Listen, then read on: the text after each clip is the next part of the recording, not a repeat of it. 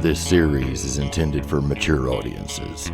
We insist you heed the following content warnings before viewing. Horror themes, language, adult themes, and strong violence and gore, including gun violence.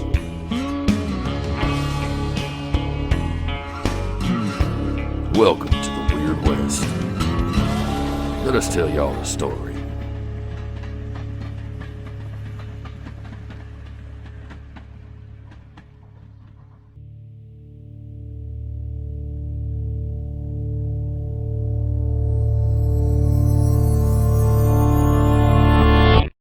Jonah. Your foot splashes loudly into a mud puddle right in the center of the alleyway, and the wind rushes past your ears. It's the middle of the night, maybe pushing 2 a.m., and the shadows make it hard to see the figure that you're chasing. As you come out of the alley on the other side, you almost run into Luthor. Kind of like slamming into him, just grabbing onto his arms. You both kind of slam into the wall a little bit on the other side. A crash in another alley gets your attention, and you both look over and you actually see Willie coming out and kind of being tangled in the clothes hanging from a clothesline, pushing them aside, kind of throwing them down on the ground. And the figure begins to dash away once again as you see Matthias run out into view, looking around, seeing the figure. All of you see the figure sprinting. If you will take this moment to just describe, introduce yourselves. You can introduce your character if you'd like, but mostly just describe what each of you are seeing of each other. We can start with Jonah. Okay. I'm Caleb James Miller. I'm playing Jonah today. When you're looking at Jonah, this is what you're getting. He's 6'2" with a pale, smooth complexion, smoother than anyone has a right to in the Wild West. He's conventionally handsome, but he's overly thin, like string bean level. He's just short of starving. He uses far too much pomade in his hair, and he dresses like someone who's never seen dirt, who's never seen dust. He wears a long tailored burgundy frock coat over a vest and suit shirt. And he's the sort of guy you can't trust because he wears gloves. He keeps a deck of cards in a sleeve holster on his left side, very easy to see. That's what you're looking at. All right, Luthor? Hi, I'm Paul Vincent. You can call me Vincent. I'm Luthor. I'd say he's kind of like Jonah, that he's a classically handsome guy, but he's, instead of being thin, he's not super muscular, but he is a bit beefy. He's not smiling, but he's not mean looking. He just kind of looks at everything with a cool detachment. But he definitely has a different look than most other people. He wears gunslinger attire, but his shirt is crisp white. It's got embroidered eagles and flowers with red piping on it. He's got white neckerchief, white cowboy hat. Every bit of metal on him is highly polished. Black gun belt with stitching, elaborate patterns. He's got his own initials on a big belt buckle on his belt, and also on the pearl handles of his revolvers. And he just kind of like looks slightly annoyed that he got run into. We'll go with Willie. Hi, I'm Katie Brennan. I'm playing Willie. She is a young, kind of boisterous but wily fledgling mad scientist. She's named after her father, who was a pretty famous alchemist in the town. She could be pretty, but she doesn't try to do anything about her look. She always has stuff on her face from her experiments. She doesn't brush her hair, so she just doesn't care about any of that stuff. So you wouldn't know that if she's pretty or not, really. There's just too much going on. She always has her goggles on. They're always dirty too, and she's caught all up in this clothesline, partially because she's scared, but just at the same time so curious about what this is. She was also a little disappointed to have to leave the room because she was dying to just like check out that body and see what was going on there. So it's a mixture of emotions at the moment. She's trying to focus. And Matthias. Hi, I'm Kite. I'm playing Matthias. Matthias is about 6'4" and is wearing like a leather duster, and you can easily tell by looking at him that he's had like several years on the road, just like sleeping out by campfires and stuff, and not really taking good care of himself. Imagine if you took somebody who had the physique of like a day laborer kind of person, and then just gave him like 6 years of like the worst taking care of himself of his life. Generally friendly body language, but has this sort of like deadness in his expression unless people are paying attention to him. And yeah, that's pretty much it, what you're getting in this situation. All right. So in this moment, in the dim light of the yellowed street lanterns, with the figure dashing away, almost disappearing into the darkness out of your view, we have Jonah. What would you like to do? Jonah's a bit of a coward, so he's a little hesitant that he's moving faster than the others, but he does know that if this thing gets away, he's going to be wanted even more than he already is in this situation. So he looks over at the others, God damn it, and takes chase after him. He's trying to keep pace as best as he can, but not get too close to whatever the hell this is. All right, I'll have you make a notice check for me. Sure. Let's see what I gave Jonah for notice. Red hot D4, baby. I'll explode on my D4, and I end with a 6 total. Okay, so as you're kind of hesitantly sprinting forward, you're looking around, you hear your heart pounding in your ears, and as you look over, for a moment, your heart drops because you think you've lost this figure, and then you see movement in the corner of your eye, and you look over and you actually see it's like you see coattails disappearing behind one of the buildings as it's sprinting further down the street. Oh, he's over here! He's over here, right around this corner. Would you hurry the hell up, Luthor? He's gonna get away!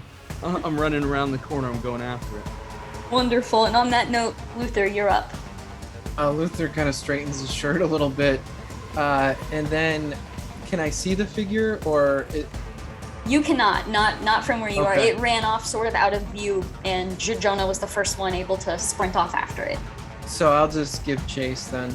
All right, so sprinting, mostly following Jonah's lead. I would assume you're kind of pointing over to the building. Oh, totally. Yeah, I've got the big beanpole legs, sprinting as fast as he can. He's hard to miss. So. Yeah, he's skirting in the dirt and pointing wildly. He's over there. He's fast as all hell. We gotta catch him. All right, so you're sprinting. You by the time you get up to him, both of you can get to basically like the corner of this building and turn around, and you see this actual alleyway leads to the other side of the street, and you see it reach the other side and look both directions. You just see its head moving in both directions. Here's just the shadowy cloak kind of draping off of him. Is that your turn, Luthor? I don't. Well, I'll pull my pistol and I'll say, "Stop or I'll shoot." Okay. Varmint. Do you want to make any sort of check for that, or? I guess that would be. Is there intimidation, or is it just? I think so. Oh, I don't even have intimidation. It's an untrained skill, so that's not gonna be great. I got a -1 -2 on that, and a 1. Oh, that's a critical fail on intimidation. Oh, shit. So we missed out on the John Wayne voice. Perfect. yeah. Hey you!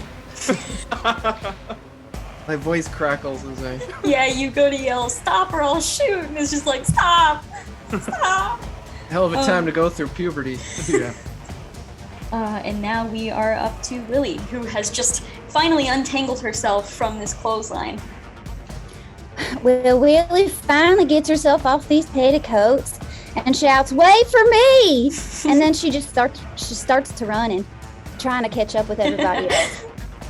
Yeah, so you sprint forward. You come up behind Jonah and Luthor, and you kind of like push through them a little bit to peek through and see. You see Luthor aiming his gun out at this figure, and you just see this figure facing away from you, looking both directions in the street. Do you do anything? Is there anything like above his head Make a or notice right check. in front of him? Make a notice check for me.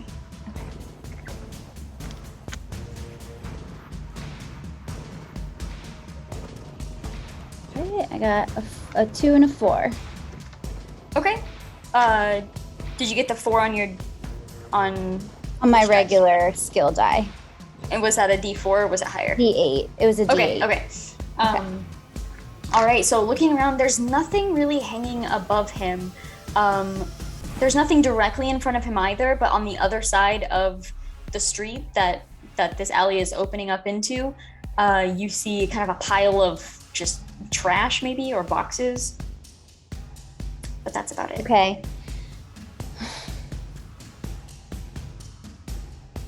I just concocted this thing that will let me shoot a bolt, and I'd never used it before, so I want to shoot it at the garbage to try to block his way, because I want to kill him yet, because I don't know who he is.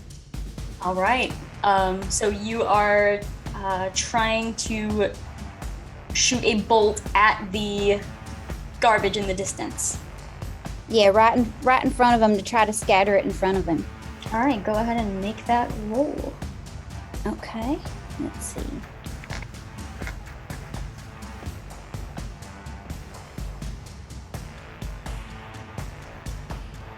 Okay, I got a 5. Okay. All right, so as this, explain how this looks. Is this some sort of device that you're shooting it from, or how does this look coming from this character? Yeah, she's got a lot of things attached to her.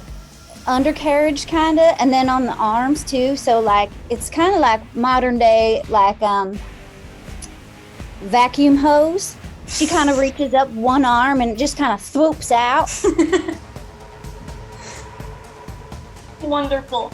So you push through the boys, and then you do kind of like step in front of them for a moment and just pull this Ghostbuster style vacuum hose outward, and you watch as this hose, there's like this weird glow coming from the center of it for a moment, and then it you just kind of hear this strange sucking sound, and then it flies out of this hose, and it goes right past this being, and it slams into the trash across the street. And as it does, boxes and crates explode up and fly everywhere. And you see this figure kind of hunch down a little bit from the sound, and then you see as its hands come up, claws come out.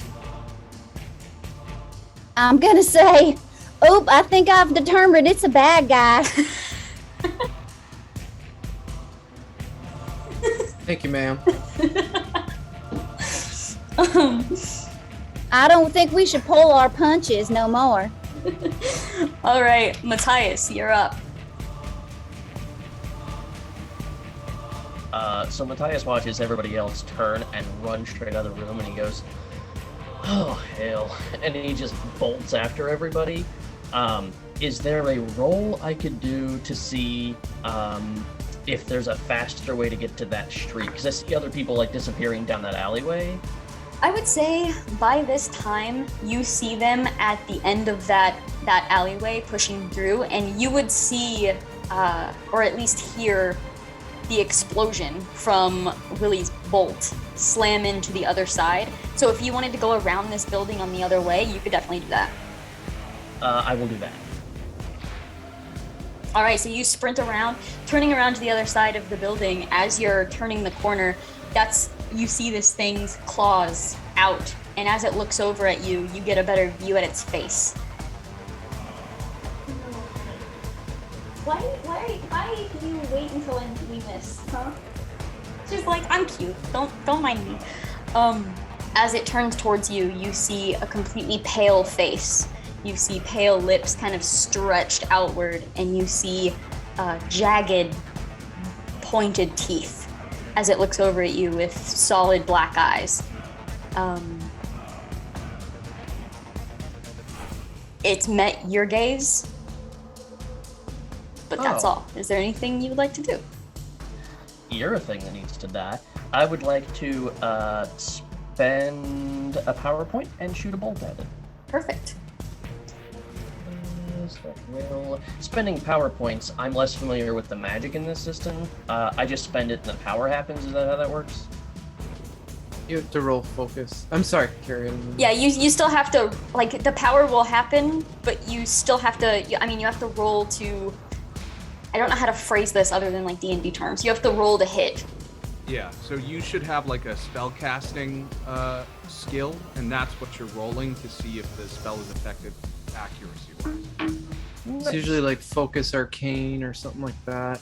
Mine's just straight up called spell casting. Yeah. Oh, really? Wow, that's cool. Mine's weird science. Yeah, exactly. And that's what defines whether the spell's going to hit or not.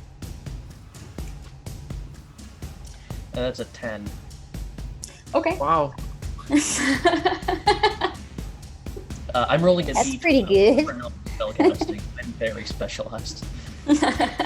All right, so tell me how this looks like coming from Matthias. Sure. So, if anybody was watching, they would see a glowing card appear in Matthias's hand, and he essentially throws it, and it arcs through the air like a throwing card, essentially. And on contact, it just explodes. All right, so for this point here, Jonah, I'm gonna have you make a notice check. Uh-oh, are we frozen? Oh no, okay, we're good. I exploded on my wild die with a 9 total. Okay, so as you're standing there in the alleyway looking out at this thing, you see it look over at something approaching from the other side, and then you swear for a brief second there's a card, a glowing card, that the moment it slams into this thing, it explodes out into the power, into the side of it. It pushes outward a little bit and snarls and turns directly to face Matthias. Ooh. But you do notice that. Okay. Yeah, I think that Jonah's shaken up by that. He's definitely trying to peer around whatever beast this is to see through them. And making the connection is shaken. All right.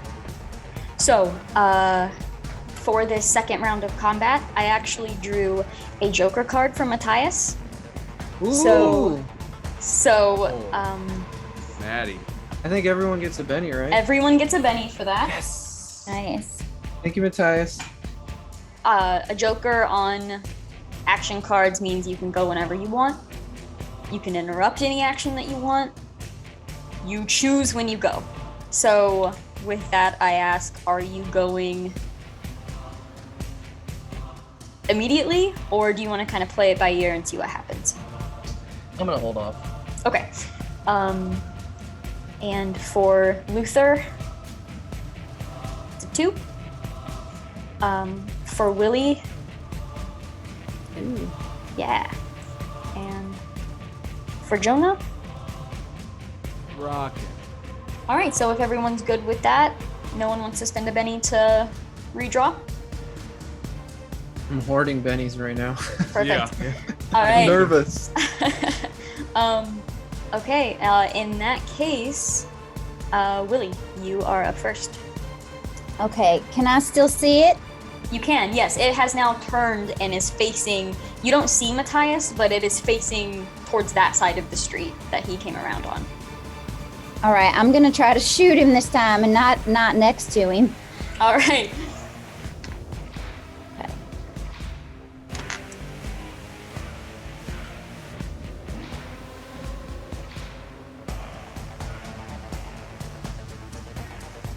Ooh, I think I missed that time. Can I use a Benny to try again? Yeah. That's better. Got a 4. Okay. All right, so what was it you said? We better stop pulling punches, and you just turn, Oh, yeah. and you just change the angle slightly of this like vacuum style hose, and another bolt kind of builds up inside of it and shoots out of it, shoots forward, and it slams into the side of this creature. As it is facing Matthias and snarling, once your bolt slams into it, it turns around and it looks at you, and the rest of you get that just pale face, piranha-like teeth, just jagged everywhere. It turns and looks at you. Its eyes are wide, completely black, almost like black marbles. And as it turns and looks at you, you see it kind of eyeing everyone and then glancing behind it on the empty street that continues outward. All right, with that, we are up to Jonah. Do I need to roll for damage or anything, or no? No. Not yet. All right, no. I don't know what the hell that was, but you better keep that up, man. I think it worked. It's gonna make a run for it. We gotta stop this damn thing. And I'm gonna pull from my hip holster my Star revolver, and I'm gonna take some wild fucking shots at this thing. Jonah is not a sharpshooter by any means, but he's gonna give it his best shot. All right. How many shots? Well, I think just flavor-wise, he's wildly shooting, but Okay. this would constitute one. He's just taking a shot, right? Sure. So the first is a 2, and the second is a 2. So take with that what you will, Carrie.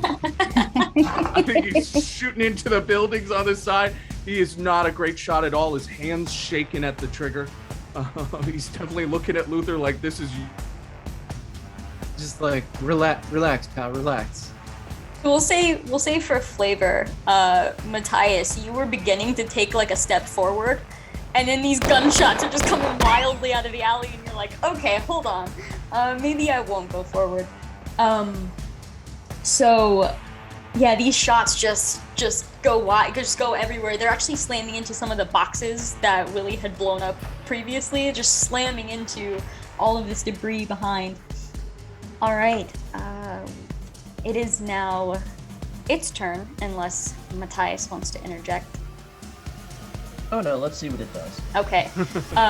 So it turns, looks at all of you, and hisses. Like this just hiss comes out of its mouth, and it's like the S of the hiss almost like sinks into your ears for a moment, gives you chills down your spine, and then it turns and it's gonna sprint in the opposite direction of Matthias.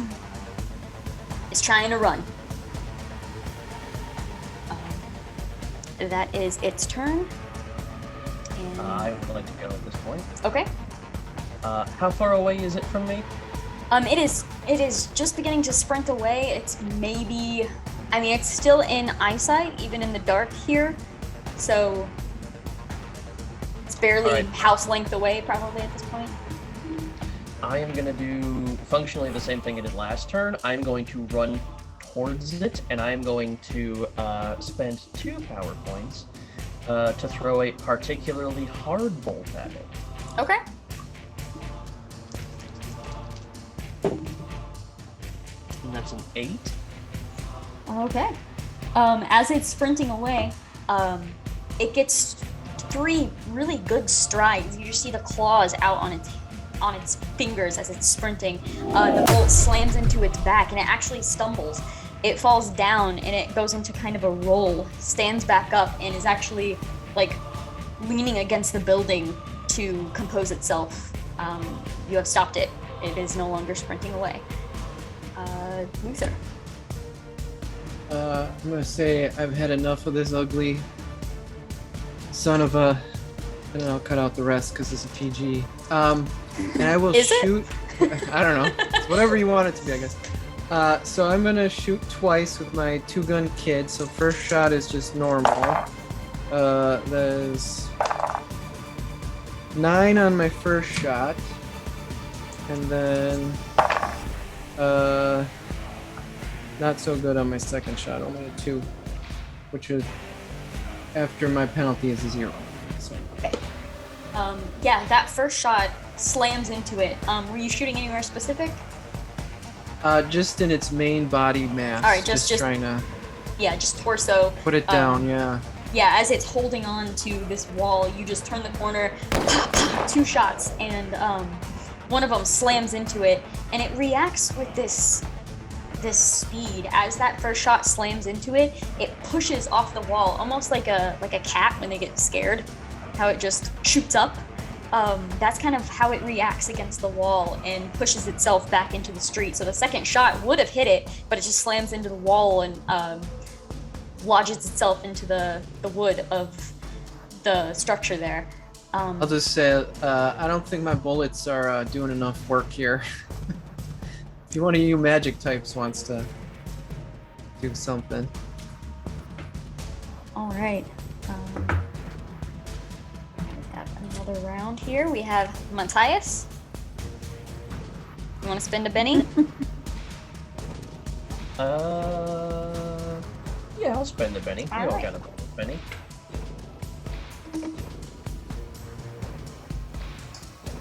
All right, to keep the cards straight here is Luthor. Nice. Here is Willie. Sure 10. Here is Jonah.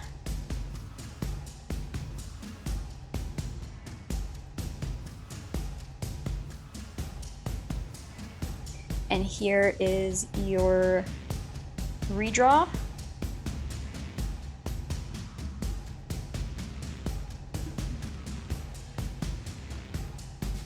All right, so I believe that puts Luthor first. I'm just gonna. Well, can I still shoot it? Yeah, if you'd like. Okay. I'm just gonna start with my 2 pistols. I'm just gonna unload again.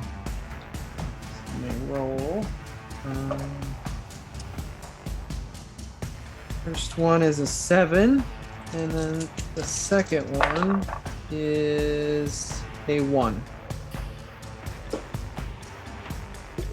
Just torso again? Yeah. All right, so you just adjust your arm, fire off 2 more shots. The first one does slam into it. You just see it, it slams into the stomach, and you see it reacting to it, but it doesn't seem to be hurting it. Whatever this is, it doesn't seem hurt at all. So this bullet slams into him. He does turn around to face the group now as you're all kind of filing out of this alley all in the same spot. And it's facing you and doesn't seem to be immediately trying to run. It's looking at you now and trying to weigh its options. Is that your turn? I'm just gonna wait and see. All right. Both barrels aiming at it. Let's see here. Willie, you are up. So from what we can see, it's not hurt at all from any of the attacks, right? It doesn't appear to be. Well, I'm getting angry now because I wasted 2 of my swoopers on you, and I don't really think that it's working. So why don't you just tell us what you're trying to do here, you ugly little cuss?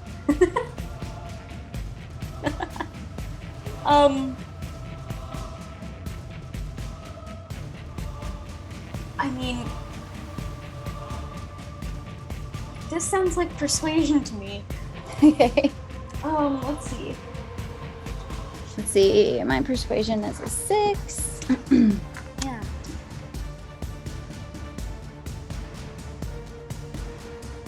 Got a 4. Okay. So you're just talking to it. You kind of lower the hose a little bit as you're just talking to it, and it's looking at you, and its head kind of cocks a little bit as you're saying this. Is there anything else you'd like to do for your turn? No, I'm gonna hold. Okay. Jonah, you're up. Yeah. Seeing what's going on and seeing that we're not really affecting this thing, I'm definitely trying to get a little closer as it's speaking with Willie. So I'm just running parallel behind the alleys. I'm going to try and get out in front of it so I can get a better vantage point on where it's going. Okay. What it's headed towards. All right. Keep talking to the damn thing. Let's get it distracted. So maybe we can... I don't know, trap it or something. We gotta Talk stop it to death. Well, that So- clothesline back there is a doozy. We could probably get it going on that. So as you're trying to work your way around this thing, it does glance at you, but the more that the rest of the group is sort of talking or causing any sort of commotion, it's looking back at the group, but like it knows you're there, but it seems to be more cautious of the people who have who have hit it with things. So as you're walking around it's letting you, at least. Now it is its turn, and it actually sprints now towards Matthias, Willie, and Luthor. In this one swift, as it's looking, glancing, and then it looks forward and just 2 strides, just doosh, and just leaps towards you with its claws out. It is going to make a claw attack towards Matthias.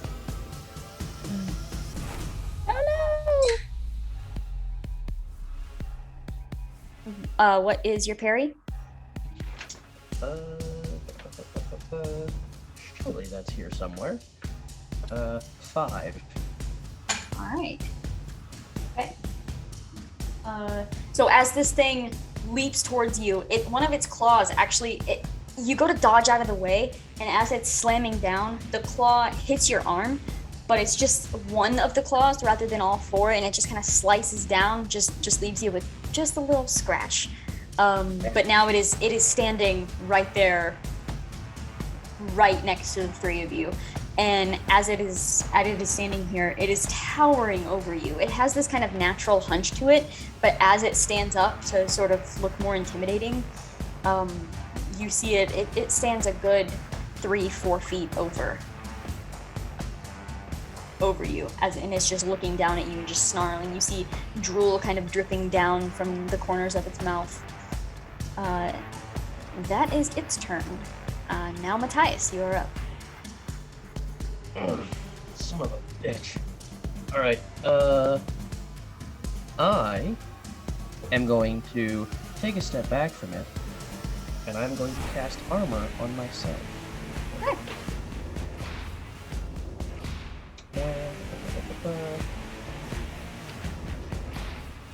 That's 2 power points. That was an 8. So, +4 to my toughness. Okay, yeah. And that makes your toughness an 8? 8 altogether. Cool. I will make a note of that. Awesome. Alright. Now we're on to our next round. We have Matthias. We have Luthor. We have Willie. Willie in these 10s. I know. We have Jonah. All right, that's the second time this game. All right, so nobody wants to redraw?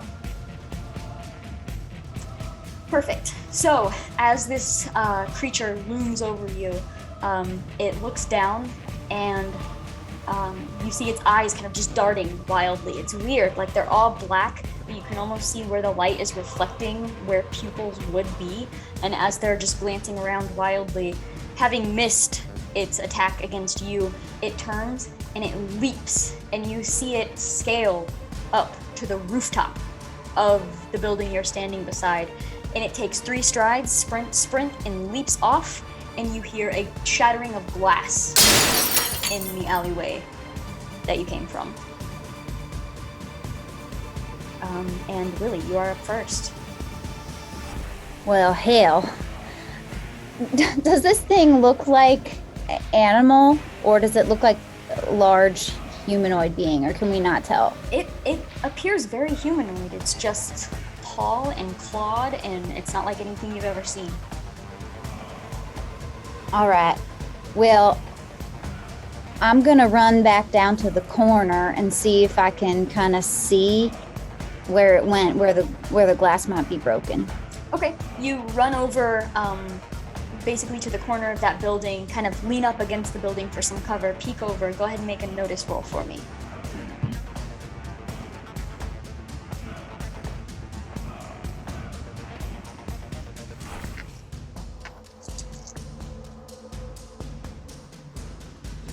I got a 2 and a 3. Do you want to spend a Benny and reroll? Yeah, I will.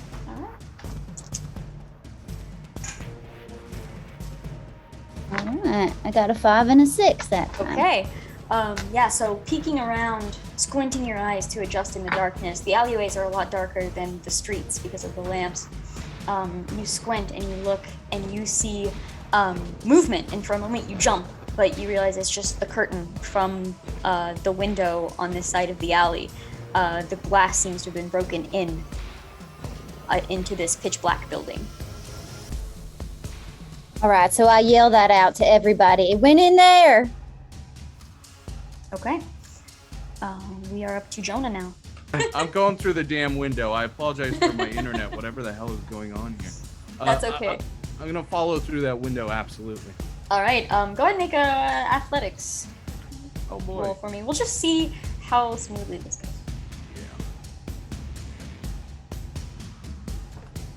Yeah. I exploded on my wild die, thank God. I have a 7 total.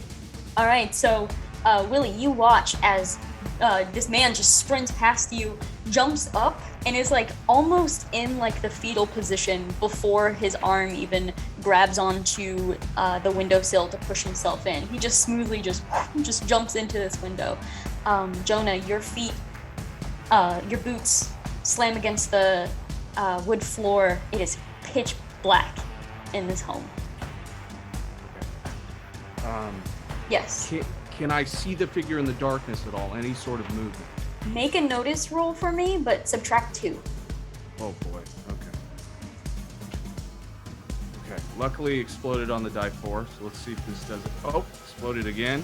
Ooh. So that's what, 8? 9 minus 2 is 7. I can do math. 7. All right. Okay. Hold on a second. Let me clarify something.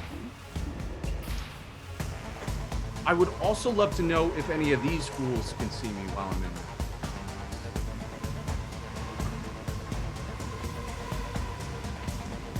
there. Okay, so as you come through, you're squinting your eyes. You're trying.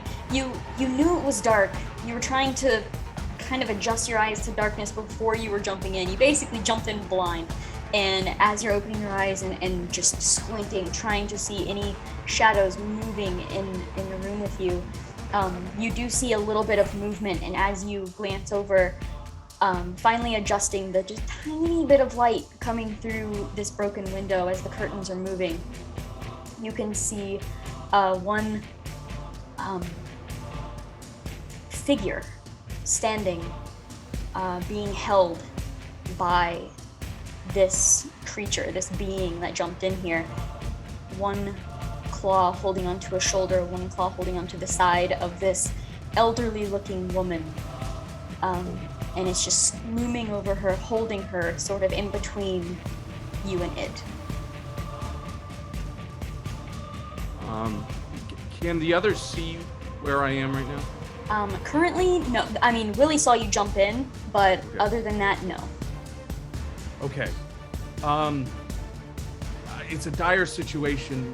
I'm really worried about this woman, obviously. I am going to try and make a deal with the devil. I'm going to cast a spell. Okay. I am going to cast Banish on this thing. It's a Ooh. veteran power. It's going to cost me 3 power points and a Benny to do the deal with the devil, but hopefully, hopefully it costs me nothing at the end of this deal. So, let's go with it. You hear Luthor yelling, "Don't do anything foolish in there." I never do. Yeah, as you're sprinting around to the alleyway, you're, don't do anything stupid! So, the first is I have to ante up, so I'm giving you a Benny for this. Yes. Next, I'm choosing my power. I'm picking, Banish. So I've got to make a gambling roll, which I did. I got a 10 on my gambling roll. Okay. So you get to draw 7 cards. Right? Ooh, damn. Yeah, I think so. You draw 5 cards plus 1 extra card for success or 2 with a raise. Okay. Okay, so that's a success with a raise, right? Or not with a raise, but with a success. Yeah, maybe it's just 6 cards. Okay. Oh, but you know what? I have card sharp, so I do get the extra card. Okay, yeah, that'll work. Oh, I pulled a joker. That definitely means something. Okay. Yeah, you so, get your Benny back. I sure do. Nice. I just have 2 pairs. That's the largest I got was a pair of 10s and the joker. Okay, so that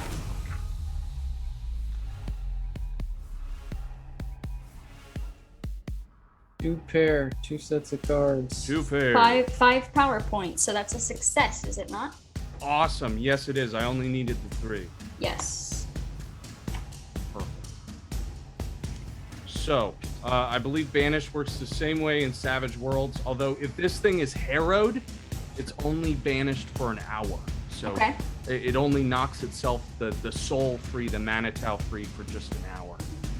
So I'm not sure what that does for you, Carrie, but if it's not a harrowed, then it follows the same rules as the original book, which I can bring up in just a second, unless you can find it first.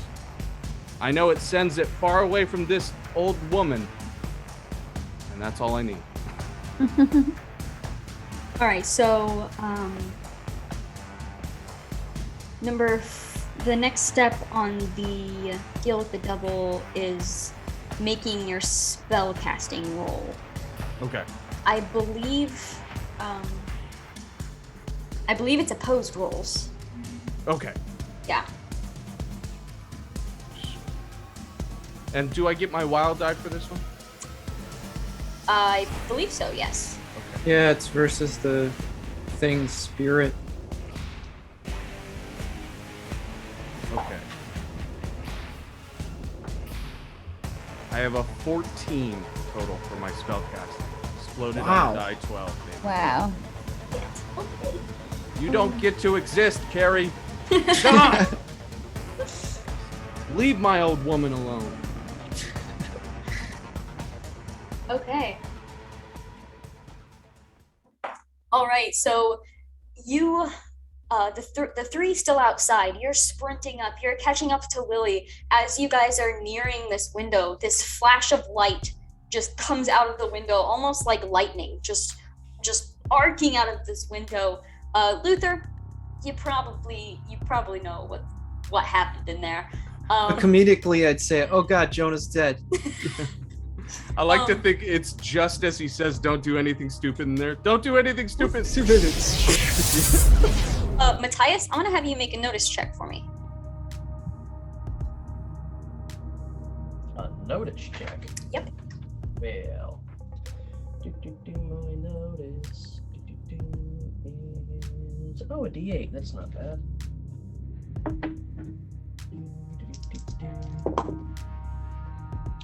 That's a 4. Okay. As you're sprinting up, right before that flash of light, you have this familiar feeling of almost a comfort to you now at this point, of the hair standing up on your arms and on the back of your neck. And as you're approaching this window, things almost slow down for a moment for you. And as you're sprinting towards this window, right as this flash of light is beginning to come through, you swear you see a tall, thin silhouette of a man. And the flash of light comes through, and once that flash is gone, it's dark in there once again. And this creature, as the flash disappears, the creature is gone. And you just see the old woman just standing there shaking. We are now out of combat, and you're able to act as you wish. Great Avogadro's number, what was that? I run up to the window where he just did that spell. It's gone. I can't explain exactly what happened, but he was here 1 second. He cast some sort of spell as he had this woman in its clutches and then disappeared. No, the woman is just standing there, just shaking. He just disappeared? I can't explain it. It's the devil's work. Whatever it was clearly sent here by Satan, and whatever it is, I seem to have scared it off. I can't explain it, but we saved this young woman. Willie, are you in front of the window? Yeah. Matthias is coming up behind you, and he is going to move you to the side and vault into the room. Excuse me. And then... Oh my. It's still dark in the room? Yeah, it is still dark. Cool. I am still going to cast light. Sure. Which for me is you see like a playing card fly out of my hands and shoot into the middle of the room, and suddenly the room is well lit. Spell casting roll for that. I'm definitely giving Matthias a look there. A look that is sort of sizing him up, but also a little... he's upset a little. That's an 8? Okay, yeah, easy enough. The card flips into it almost like stabs into the ceiling and then just illuminates the whole room. You see the lady kind of flinch, but is still so out of it that she doesn't seem to really know what's going on right now. Yeah, Matthias is not paying attention to any of the actual people in this room. Matthias is looking everywhere and just like searching things, and after maybe like 30 seconds of just basically tossing the room, jumps back out the window and starts searching the alley. Okay, you guys observe this happening. I'm gonna go in gently, like careful, not So Willie jumping. falls into the climbs over and falls into the room carefully. I'll move over. I'll offer Willie a hand to help her through the window. Okay. I'll grab it. Thank you. I understand this is very unfortunate circumstances that we might meet, but my name is Jonah Ward. This is my partner, Luthor Richter. I look through the window and wave. I'm Willie T. Colestock, daughter of Willie T. Colestock. Well, clearly she did a good job in raising you, as you found such a wonderful, exciting, not horrific at all profession. Well, it's a he, actually. My daddy's name is Willie, and my name's Willie, too. I see. It's wonderful to meet you, Willie. I apologize Yours to won't mine, I'm sure. Now, what's this you're saying about he just disappeared? He cast a spell, made himself disappear? Well, clearly that's within the realm of possibilities. You saw your friend just now play some sort of cheap parlor trick with his cards. It exists. I suppose so. And then I want to look to the lady and say, "Are you all right?" She's still just trembling, and you actually see her turn and like walk over and sit down, and she's just like her fists are clamped together, and she sits down, and you just hear her muttering prayers. She's just praying. I've got some it's like a lavender balm that I mixed up. I'm gonna just kind of go over to her and just put a little bit on her hands and her wrists and just tell her it's gonna be all right. Okay. I put I'll crawl in the window too, and I'll apologize to the woman for her window and everything and the mess we're making. And then I take a silver dollar and I put it on her counter. I was like, hopefully this will take care of the window for you, ma'am.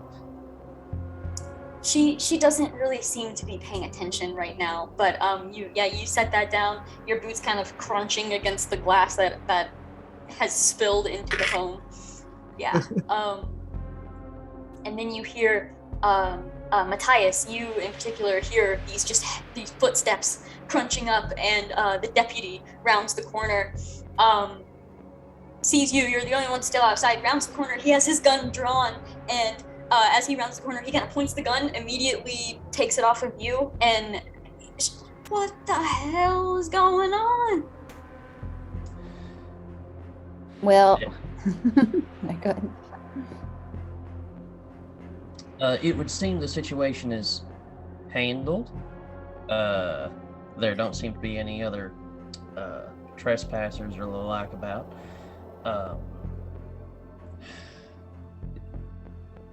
Maybe something in the area still, so maybe keep your guard up. But there's a fine young lady in that there room that I imagine could use the presence of a law officer. He looks at the window that you pointed at, and then turns and goes towards the front door. Maybe use the door. You inside hear the doorknob kind of jiggle a little bit, and then the knocking makes the lady kind of jump a little bit. I was just going up to the window and telling them that it was the deputy that was at the door. Okay. Don't worry. So the deputy's let into the home. He walks in and he's kind of looking around. He kind of glances up at the light just flowing from the ceiling and kind of looks at that for a second. And then I would say I'd quick say that there was some horrible creature in here who was about to kill a woman, started casting some weird devil's tricks on us, and then disappeared. I left this light inconspicuously in its tread. Matthias at the window is like pointing up towards the card and being like, devil's trick. It's like, I think I put enough bullets into it that it disappeared. Probably was scared and ran away. That is the legend of Luthor Richter.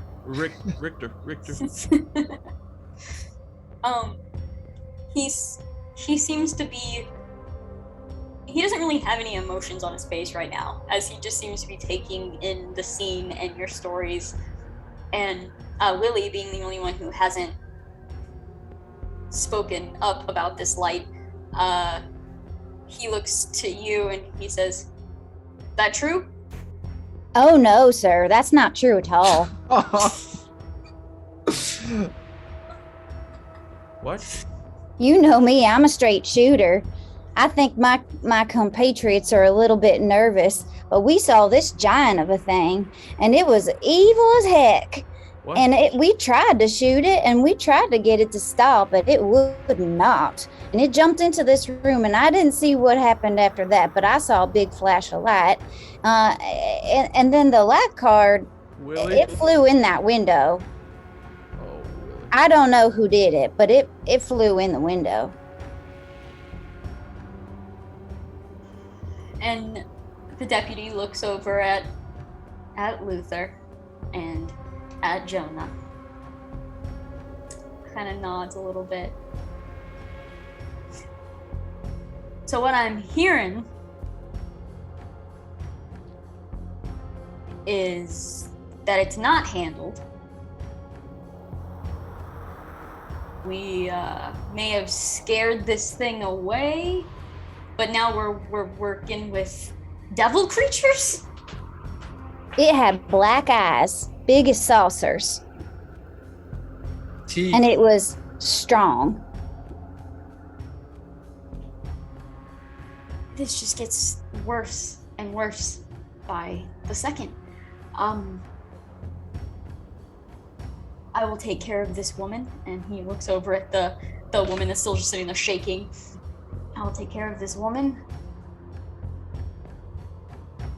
The four of you go to wherever it is you're staying, and none of you, and he looks at Jonah, Luthor, and Matthias, none of you leave town. Wasn't even thinking of it. Never crossed my mind. Would not even imagine. Shit. Your beautiful town Oh, is impossible to leave. sure. I'll stay in town. I'll be meeting up with you in the morning. Yeah. And he opens the woman's door and holds his hand for you to file out of the house. Jonah is just dejected. He leaves first. He's shaking his head. I give him a little pat on the back, though, like, good job for what it's worth. Yeah, so She was in danger. I thought we'd get out. The other one, she's got a big mouth. I'm sorry. I tried. What are you talking about? I got a regular mouth. You got a lion mouth. I don't know why. Oh, man. I was so close, Willie. I Close liked to you. what? I liked you so much a couple minutes ago. Ow! No, I cough into the street. You know what, Mr. Ward? I don't know why you felt you had to lie to that man. Because I could have got out of this godforsaken town. I mean, town that I love so much. Well, you seem angry, and I think you need to do some meditating. Meditate. I'll take that under advisement, Willie. I thank you so much for your advice in this time and your truthfulness that has lent me so much joy in my life. I'll say, look, we're all here for the same reason, killing creatures, I guess. Why don't we go to the local saloon and first drinks on me? Well, I like the sound of that. I need to drown whatever this was out. That was scary. Yeah, come on. And I Jonah. want to hear more about why this man wants to leave so bad. I've been here all my life. Some of us enjoy the open road more than others. I see. I get an itch if I have to stay anywhere in one place for too long. That's all. I didn't catch your name, sir. A card trick. Oh, my apologies. My name's Matthias. Matthias McCain. Matthias McCain is New good in ring town, to it. as it happens. You as well. And you are? I'm Jonah Ward. This is my compatriot, Luthor Richter, greatest gun in the West. I believe it. Except for all that shooting you did at first, all them bullets flying everywhere.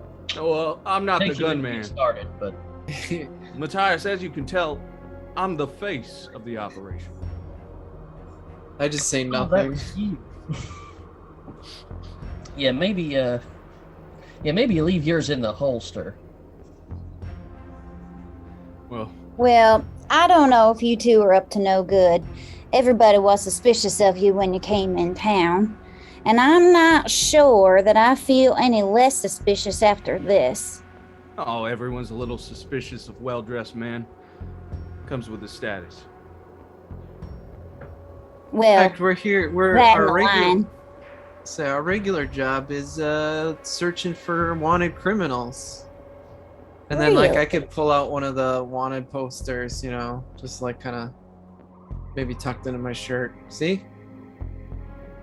Before this town started suspecting us of things we had nothing to do with, this was our lucrative business, and we were damn good at it. Well, have you ever seen anything like that before? I look at Luthor like I'm not sure what I'm supposed to say. And honestly, out of character, it's like, I don't know how much we've seen of monsters. Like, I would say that probably not a lot, at least for my character. Yeah, I'm right there with you. I was thinking this is one of the first experiences ever. Yeah. I'd say I've seen a lot of weird people, but nothing that strange. Whatever that was, it Well, isn't if anything it I made want to be a itself part of. disappear, couldn't it come back anytime? Yeah, I suppose so. And there's no telling that this was the only one either. Yeah.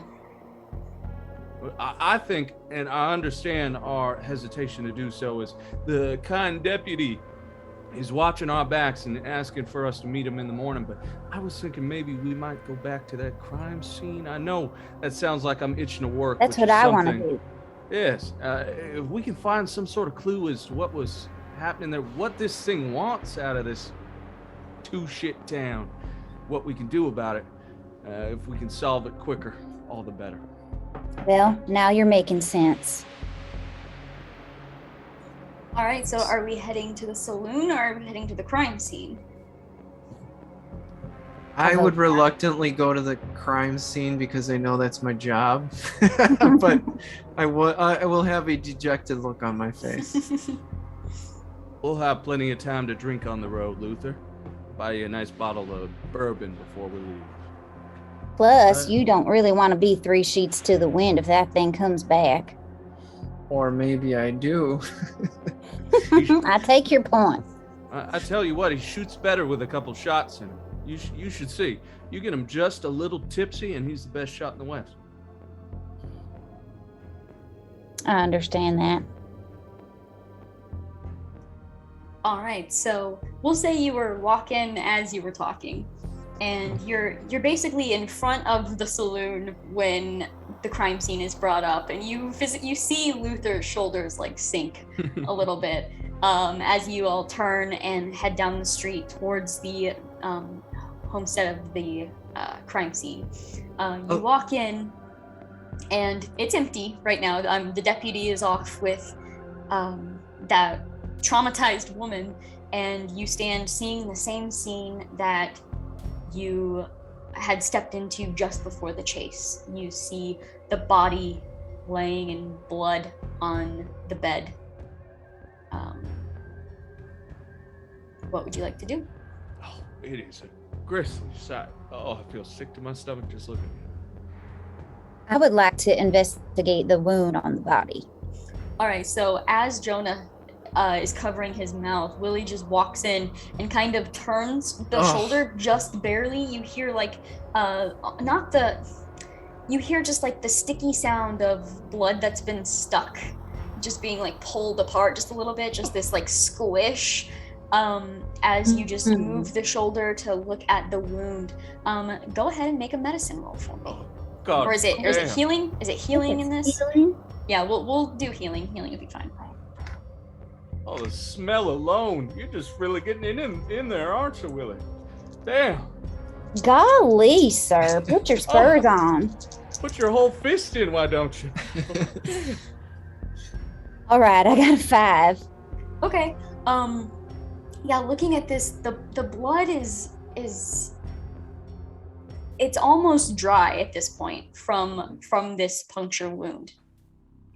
As you're looking at it, you see 2 puncture wounds. You see smaller ones in between. This wound on this person's neck was a bite. Maybe this is one of them Draculas that everyone's talking about. It does certainly look like a bite. Well, From the look of that creature, since it was so close to me, did I get a good look at its teeth? You did. Before I address that, are any of you skilled in occult? I don't think so. Nope. Mm-mm. Okay. So yes, you did get a really good look at its teeth, and kind of looking at the wound and thinking it would be a pretty good match, if not perfect. Could I look to see if there's any kind of tracks to indicate like where it came from? Okay. There's investigation in this, correct? I think that's rolled into knowledge. Otherwise, I was thinking survival because I think that's tracking. Yeah, that'll be Is it- perfect. Go is for it that. still called tracking? Not I think in this edition. Ooh, okay. I think they rolled it into survival. That's just a 3. Looking around, you see quite a few footprints in here, mostly from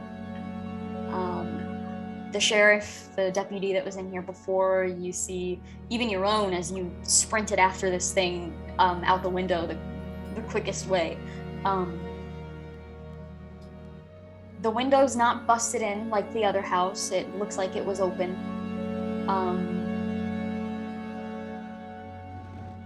That's about all you can tell from this. Carrie, I have a question. Mhm. Back when it revealed its claws, was it like changing into claws, or were they already claws and they extended out from the sleeve and we got a good look at them? It was hard to tell. It was very dark. Its figure before was moving too quickly. It would be hard to ascertain one or the other. Gotcha.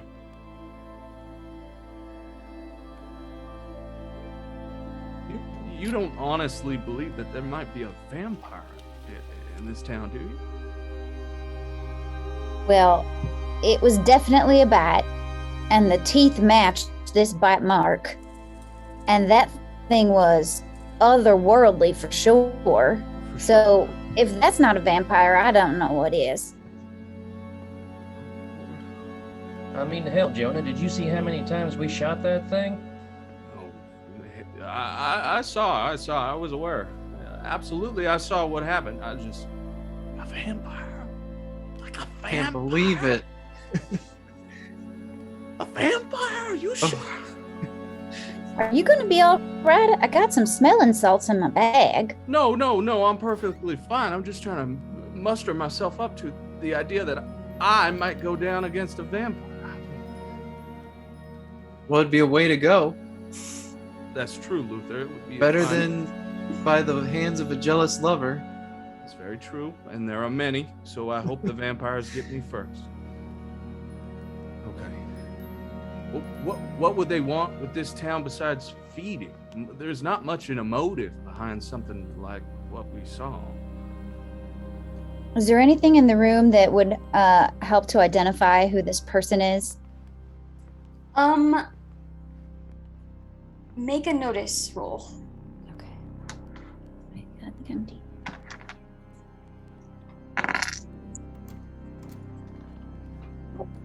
I'm not gonna try to find it. I'm just gonna do that again.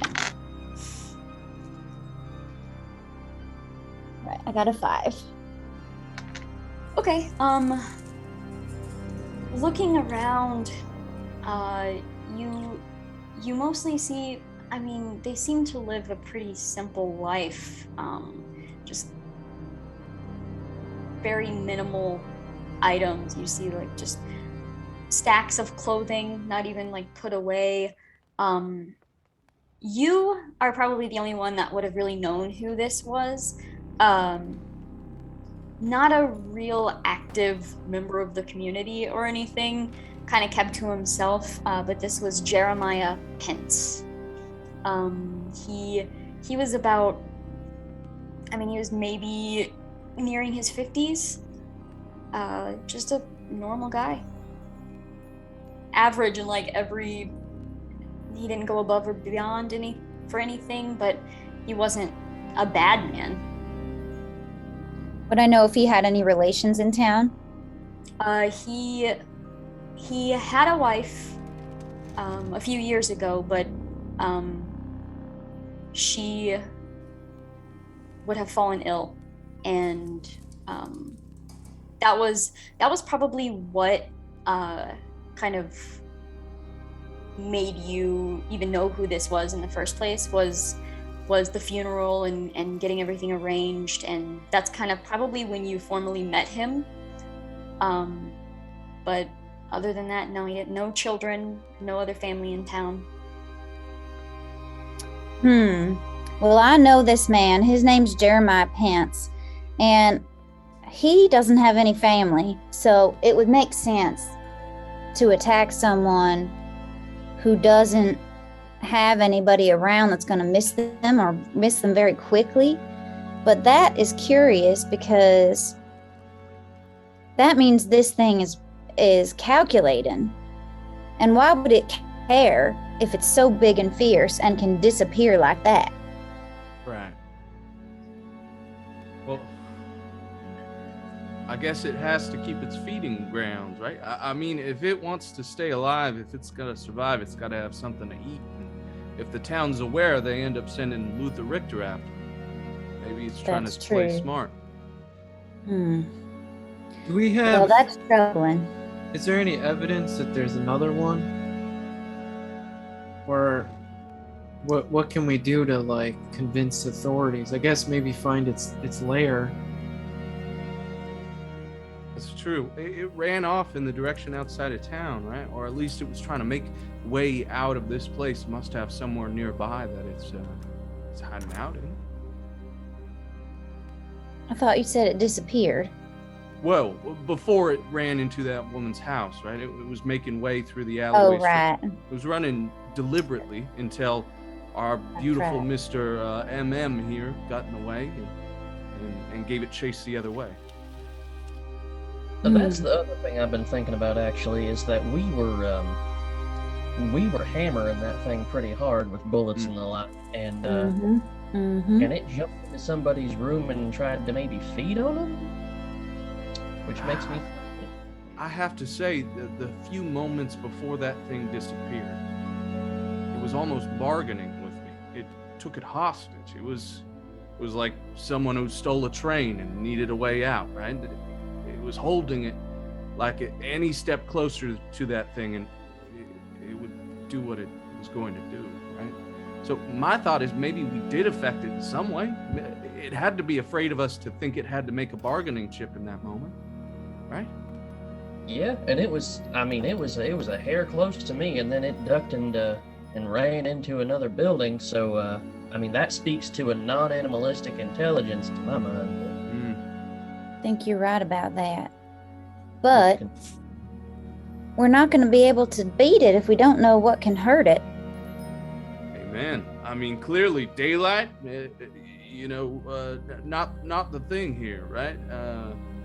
Or light in general, right? I don't know. Oh, that's true. Maybe it has to be daylight. At this point, I'm going to have all of you make a smarts roll. Oh boy. Ooh. I don't even know what my smarts are.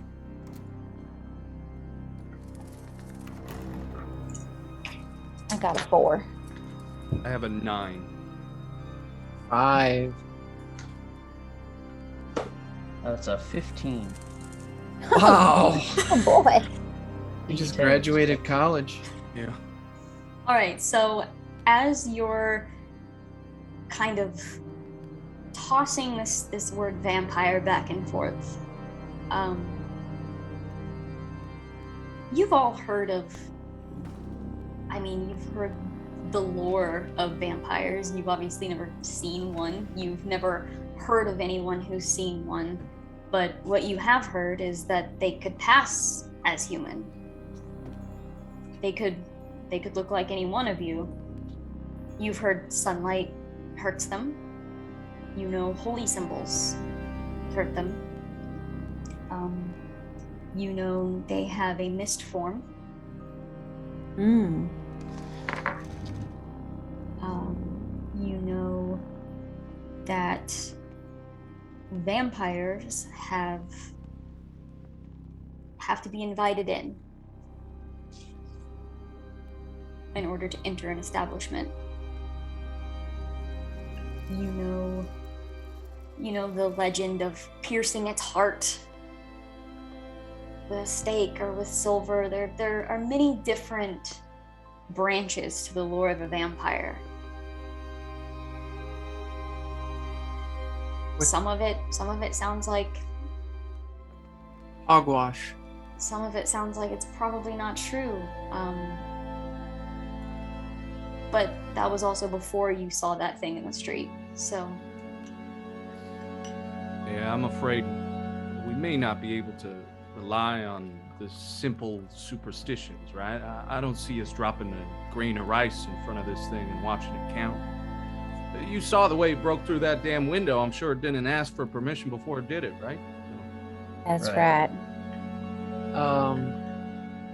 I say we go, well, I'll go to the tavern. I know, don't laugh. But maybe we can ask around for maybe some rumors, like some strange things people may have heard that otherwise disregarded. Right. Like asking along these lines. Do they have any suspicions about anybody? Or maybe places that have recently gone abandoned or are not safe to check out. Yeah, I think that's a good idea, Luthor. And it just coincides with us all becoming belligerently drunk. It just happens to be that way. I can't help it. If it does, it does. You know what, though? This is going to make a hell of a story. We are going to sell so many penny books with Luthor Richter fights Dracula. Oh, I can see it just now. Traveling city to city, selling books by the pound. Like, I start trying out different lyrics, like, vampire, what does that rhyme with? Funeral pyre. Damn tire. Damn tire. Crier. All right, All right, so you're Liar. you're But kind of Willie- running all these rhymes through your head as you all head out together towards the saloon again. As you walk in, you're still kind of running through different rhymes, all of you kind of just spitting some out at different times. And as you walk in, you see four other people. It's late. You see four other people sitting. One of them is asleep with their drink in their hand, just face down on the table. The other three are awake, and two of them are sitting at the same table. One of them's alone with just shot glasses stacked and empty. You walk in and you see the barkeep sitting with a shotgun in his hand, and he's just kind of sleeping against the wall. Is this like a Saturday or a weekday? Like, what are we? It's probably a weekday. Oh, this place is dead. I mean, Pretty late. you know, I'm gonna do something crazy. I'm gonna go grab my guitar from my horse Okay. and come in and sing a little ditty to try to wake everyone up and get their spirits rising. All right. Go ahead and make So that while- performance roll. What were you gonna While say? he's doing that, I would like to take the drink of the man who is asleep. As you're walking in, easy enough, you just grab the drink. He's holding on to it, and his arm comes up, and you just pull it out, and his arm just dunk, thuds against the table. Before I make my performance roll, I will say I'll say a couple of the lines of the song I'm singing. All right. Okay. I'm a cowboy. On a real horse I ride. I'm wanted, dead or alive. It's an old song I heard from back out east. And I will make my performance check. I will spend a penny on this if I fail, because I don't want to screw this one up. All right. You all are in for a hell of a treat. He is quite a singer. 8, so a success was a raise. Nice. All right. So yeah, he says, "I'll be right back," and he rushes off. The three of you go in. You grab the drink. You guys maybe find a little table, at least temporarily, and as you're sitting there together, he runs back in, goes over, sits on the stool. You see him kind of plucking at some of the strings, making sure everything's tuned, and then clears his throat and immediately starts playing. And you're impressed. I mean, he's good with a gun and good with a guitar. And you kind of look up at him, and you're just enamored for a moment. The song that's Do the townspeople wake up then? not at first, but as you're kind of getting into it, you see quite a few of them. Their chairs actually like scrape against the wood as they're turning to more face where you're sitting and actually listen. You see some of them with their eyes, just squinted, super drunk, just sitting there looking at you. The other one that was asleep, he's not waking up. He's still asleep. I'm gonna take Luthor's hat off his head as long as he gives me permission there, and I'm gonna set it out in front of this stool and see if we can pick up some tips. Okay, yeah.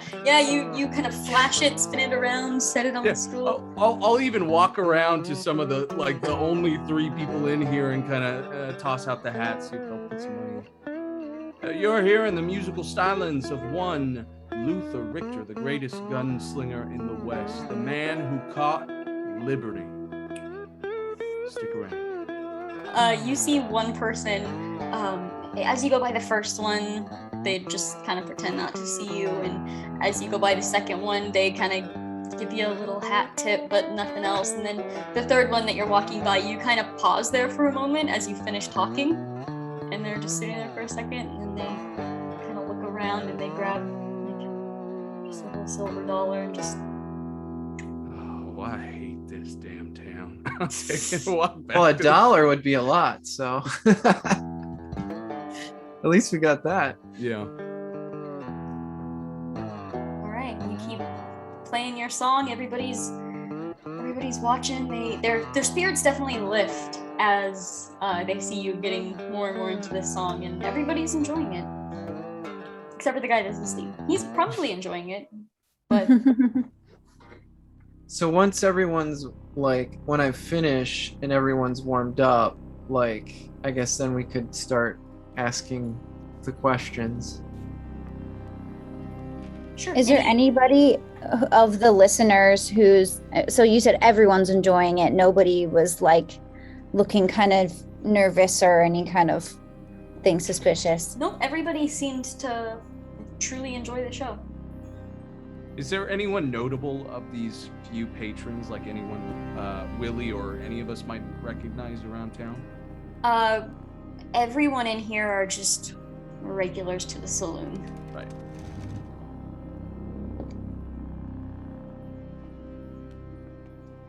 I guess I'll walk up to the bartender. Okay. And sort of wake him up from his falling asleep against the shotgun there. Are you kind of just like grab a glass and slam it against the counter, and he kind of jumps and Excuse me, gentlemen. My name is Jonah Ward. These are my compatriots. We've come by your fine establishment to ask you just a few questions as we're become makeshift investigators in this town of yours, trying to keep the peace, as it were. And that peace has become incredibly important as of this morning. So, if you don't mind, I'm going to ask you a few things. You all right with that? he kind of takes a breath, cracks his neck. He leans forward. The only reason I'm not pulling this shotgun on you right now is because the dumbass sheriff says you might be helping him out with something. Well, brains and beauty, aren't you something? One of us has to be. Well, I have a question for you, sir, and don't let your bad disposition get in the way of it. We are asking around if anyone has interacted with anything unexplainable in these past days, anything of great tragedy, of great sadness, of great strife that we may speak to. Do you know of anything like that?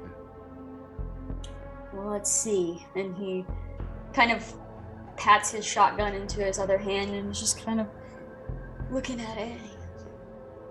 Well, there are the murders that started when you rolled into town. I'd say that's pretty weird. I understand the circumstances, and trust me, we've been made aware of those circumstances. What I'm asking you, is there anything out of the ordinary besides those situations? Anything that we might be of help with? He sets his shotgun on the counter now and grabs a glass, sets it on the counter, pulls a bottle, doom, pours a little bit of it up to the rim, closes the bottle, pushes the drink towards you. You can drink that,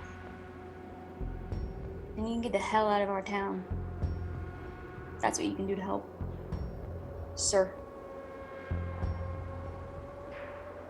So at this point, I know the bartender, right? Yeah. So, did you say his name already?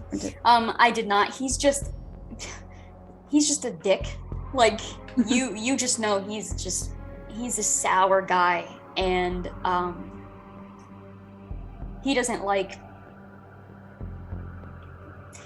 not like the people of this town or like the regular patrons, but he's not a kind man. Okay. Yeah, we'll say his name. He has made this much clear. Like he's his actions have shown us. So since he probably knows me, but might not be, it might not like me as a friendly person like the other people of the town would, I'm still just going to say, look, I know that the people in this town do not trust these two gentlemen, but I can say for a fact that they had nothing to do with the recent misfortunes, and they are attempting to help, and I think that will be very necessary. So I would just say, if you could just cut them some slack just for a little bit, that would be great. Thank you, Will. I appreciate your speaking on our behalf. You're welcome. I just saw your message, Kate. Sage advice. He reaches over, he grabs onto the shot glass. He takes the shot, slams it down. Well, I think y'all can get out now. Well, all right. Luthor, it seems we've got a drink on the house. And I'll pass him the drink. Thank you, sir. Thank you very much for your kindness. Yeah, I must say this is the kindest town we ever been in. Good old two shit. I'll make for the door. As you're walking out, he goes, "City pricks." Well, that didn't go as planned. As walking out, I turn to the bartender and I'm like, I ain't with them. And I still leave. I'm with this. Well, I'll tell you, the only other person I want to talk to is the doc. He might know a little bit about these bodies or the wounds. He's the smartest guy I know, but he's probably sleeping right now. Is this your local barber? No, he's a local doctor. Okay. Doc trainer. I see no reason not to. Not to wake him? Oh, not to go see him. Let's give him a wake. All right. All right. So you would know he actually lives in a little like one room home beside the hospital. Beside the little, I say hospital. It's basically like a med bay you would see in some sort of like school or something like this. Very small, very minimal. But as you head that direction, you come up to the home. Just very small, one-room house. Door is shut. Lights are off, but you do see lights on. You see lanterns lit inside of the hospital. Okay. Well, it looks like he could be up, working. So we could try the hospital first. Actually, since we're right by the door, I'll just knock to see if he answers his door. You just give it a couple knocks, wait a second. No answer. You know this doc fellow well? Oh, yes. Say, let's Very well, and he can be trusted. let's have Willie take the lead here because apparently we're not very popular. Well, what are you saying, Luthor? Didn't you see the fruitful conversation I just had there with the bartender? People love me in this town. Willie should talk. Yeah. Mm-hmm. That's good. All right. As you head towards the hospital, it's large double doors. You open one up. It's. I mean, you would know it's not kept locked or anything like that. You open up the door. You see there are the 4 beds on the left, 4 beds on the right, and then the back area is where all the medicine is kept, and that area is locked up. And as you walk in, you see the doctor standing over the woman that you had saved in the home previously.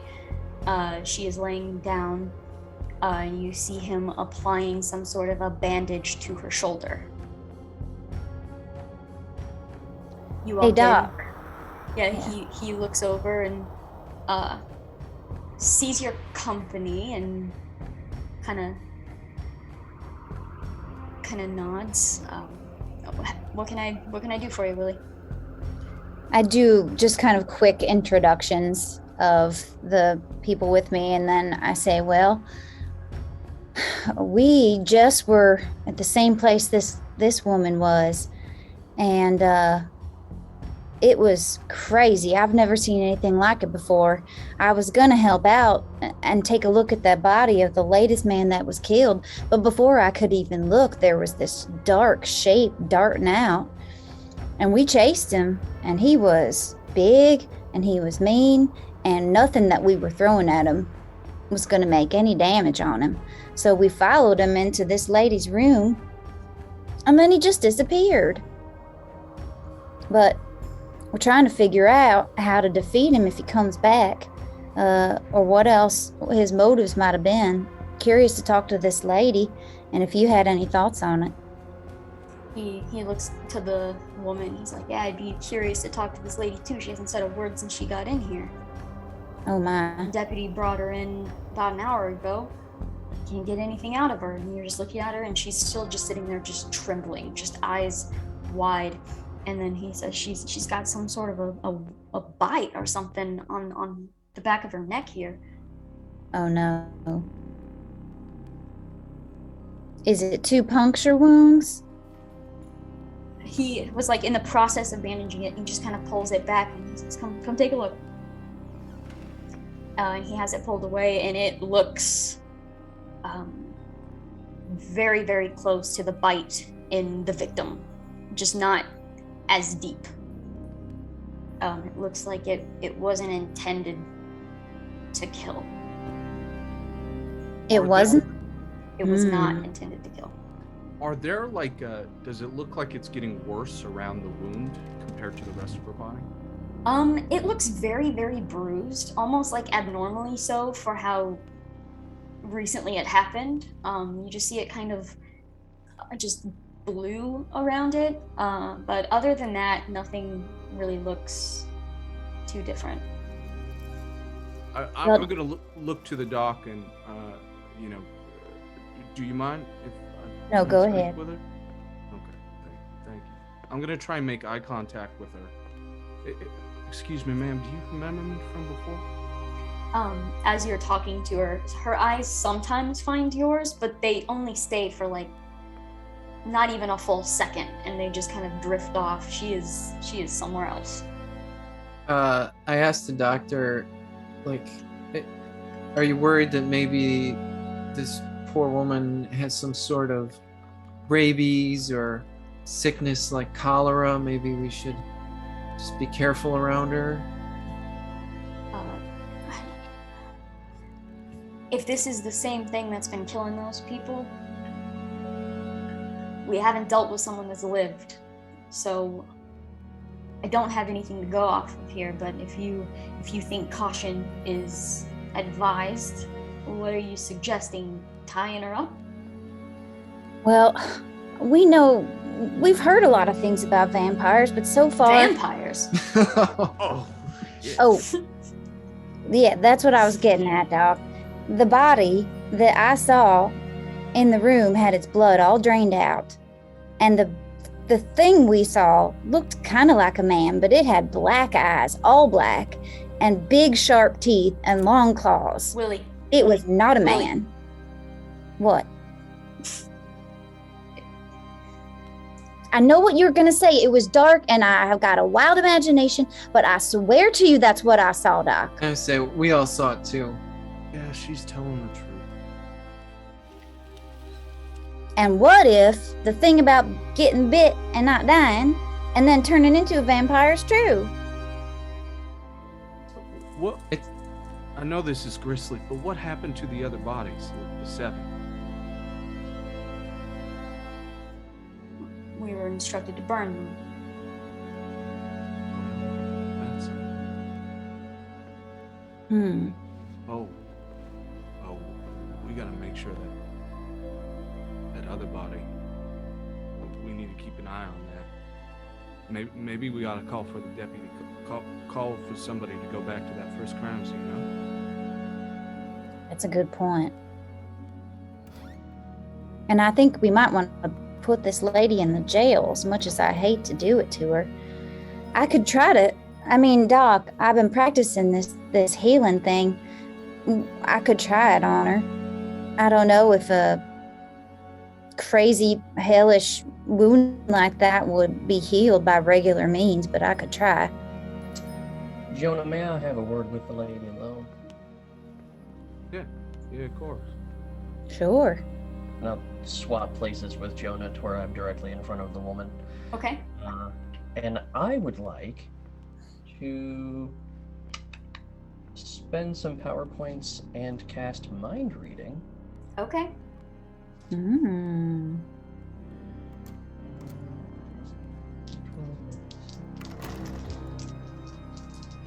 Cool.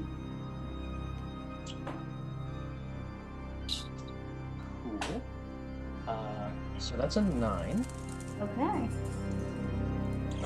And if I'm reading mind reading correctly, I get one question to which I can get a truthful answer from reading this woman's mind.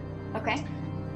So it's the same situation where I'm looking at her and her gaze is sort of wandering back and forth, and Matthias is going to look directly into her eyes and time it so that just as their eyes lock together, Matthias's eyes glow an electric blue for just a second, and it's mirrored in the woman's eyes as well.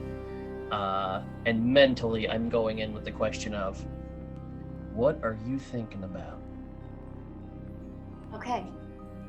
So, in this just split second, as your eyes meet, that electric blue in both of your eyes, and then you get the sharpest pain in the back of your neck. This bite at the base of your spine, and you feel it shoot through every nerve ending in your body. And then nothing.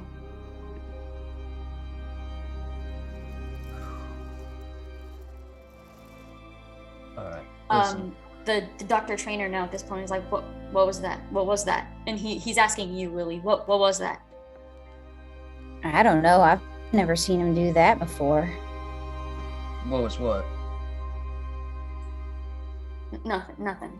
I'm seeing things. Oh, listen, I ain't no medical professional, but it seems like maybe she'd just been through a lot and she'd been traumatized. That neck injury looks like it hurts like something from hell, so maybe she just needs rest. It's been a real short time, so maybe we come back in the morning, but... Yeah, I'm not against taking some caution, but I don't think throwing this woman in a jail cell is going to be what's best for her brain and the like. All right. Well, I'm gonna try to spend some PowerPoints to do a healing. Okay. Power. So.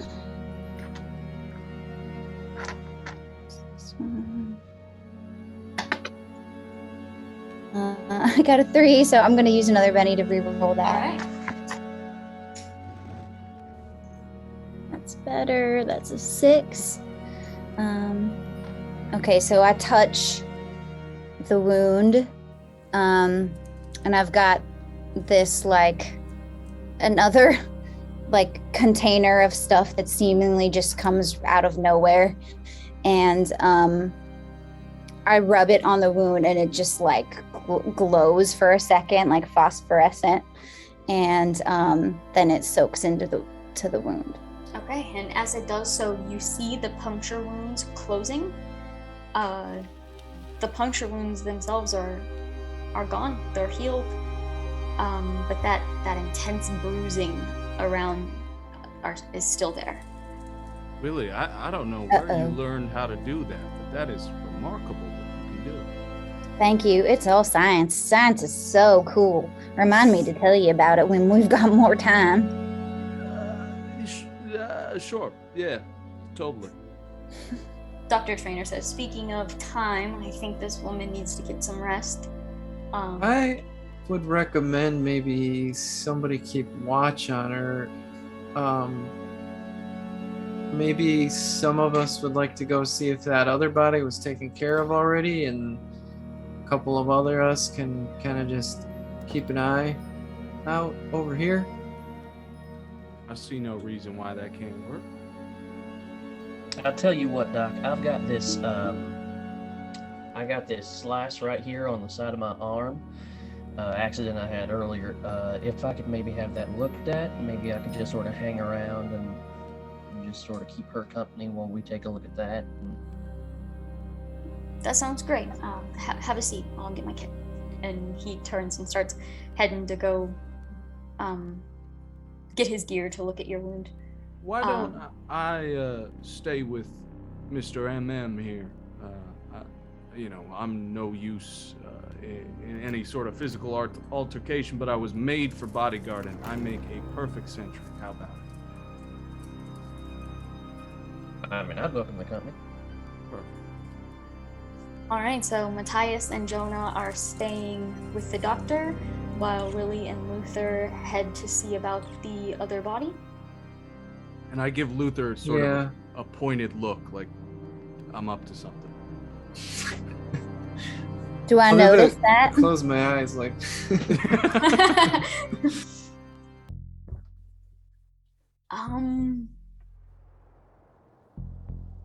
Is there insight in this game?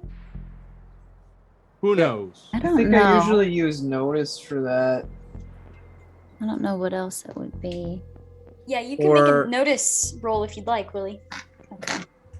No, Autumn. No.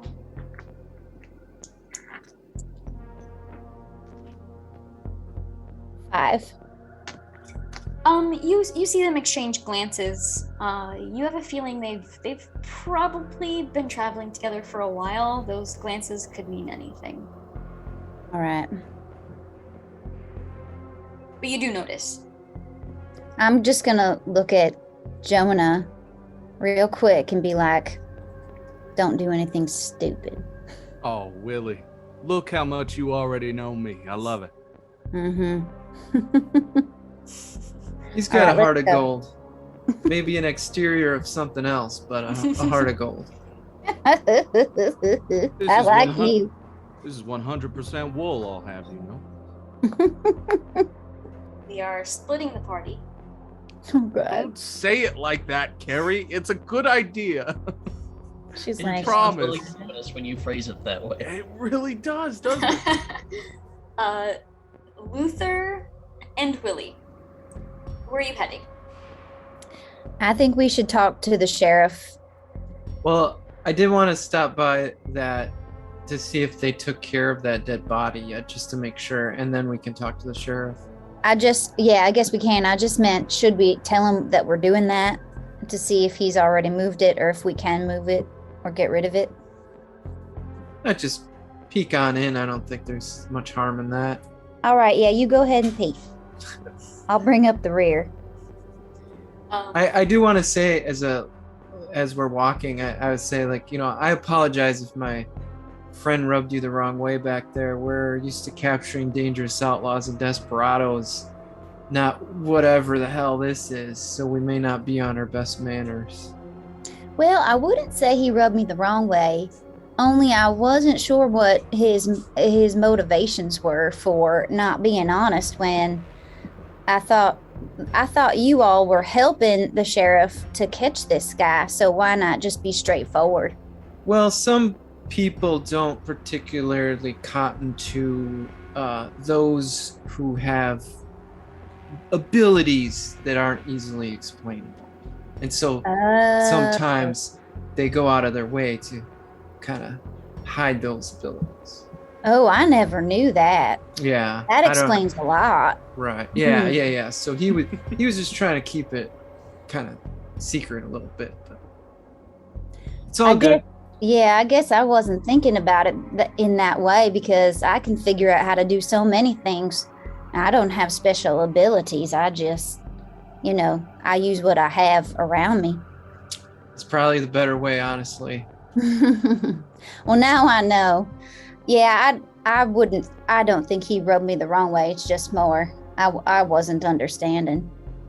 It's These people, you good. have to understand, I've known them all my life, Yeah, right. I totally understand. And then, like, I guess I kind of like peek up into the window or whatever to see like if that body is still in there. Okay, yeah, looking through, the house has now been closed up, when it was wide open before for the investigation. It is now closed up, and you see what appears to be a body underneath, like kind of wrapped in a sheet right now, waiting to be removed in the morning. So I say, well, hopefully this body won't get up in the middle of the night because there's one inside. So I don't know. Do you want to go talk to the sheriff first, or do you want to maybe shove a stake through its heart? Oh, that's not a bad idea. It might look a little incriminating. I know. I'm scared. That's why I think.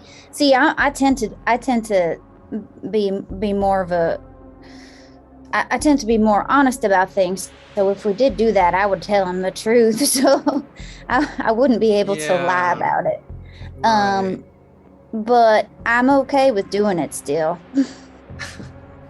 Or we could tell him. I mean, it wouldn't take too much extra time to just, because I don't think we gave him all the information about the creature either. I don't think he knows.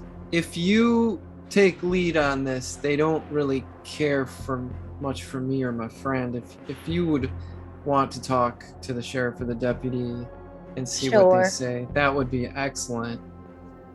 And I'm here to support you. Heart thing. Yeah, but I mean, that might not seem popular with them either, but I guess we can just see what happens. That's fine. Is the sheriff's, office close to where we are right now? It's a fairly small town. You could get there in a few minutes. Especially with you leading, knowing exactly where it is. It's not too far. I think we should do that so we don't have to break into the house. Because if you get breaking and entering on yourself too, you're never going to leave. And molesting a corpse usually isn't highly upon. Yeah. All right, so you head for the sheriff's office. Jonah and Matthias, what have you been up to since they've left? The doctor has seen to your scratch, cleaned it. It didn't really need much of a bandage, but he wrapped it anyway. And that's why Spittler, South Dakota has the best coffee of pretty much any town I've ever been in. I've been in a fair few towns. What about you, Jonah? Best coffee? Oh, Colorado Springs, maybe? New York? Oh, New Montana? York? Oh, sure. I've been all over. Look at me. You think you can dress like this and not see the world in it? So you from back east, or? Well, I'm from all over. From just about anywhere you can pick on a map. I know just what you mean. Matthias, I got a question for you. I don't want you to take this the wrong way, okay? Because we're being cordial. And in fact, I think you and I have more in common than we think. How is it that you can be so blatant? Blatant. I mean, I've always fancied myself a straight shooter. Not much of a gun hand, honestly, but, just more of a... But a hell of a card shark? I do love to play card games. Say, do you want to play a card game? Matthias is going to pull out his cards and start shuffling. I don't want to play, but I would love to see that deck you're holding. Oh, this deck?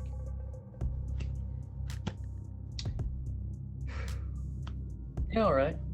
Hands it to you. It's just a regular deck of cards, technically.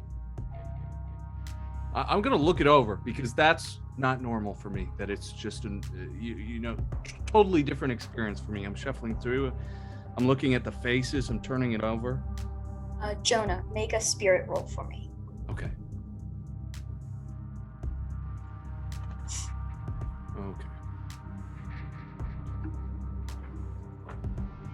An 8. Okay.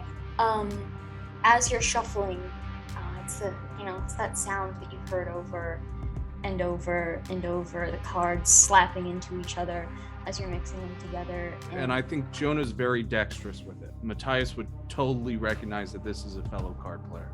And as you're shuffling these in your hands, this ringing starts to grow stronger and stronger in your right ear, almost to the point where it's too loud to not flinch. And right before you flinch, you see out of the corner of your eye a tall, thin man, and then the ringing stops.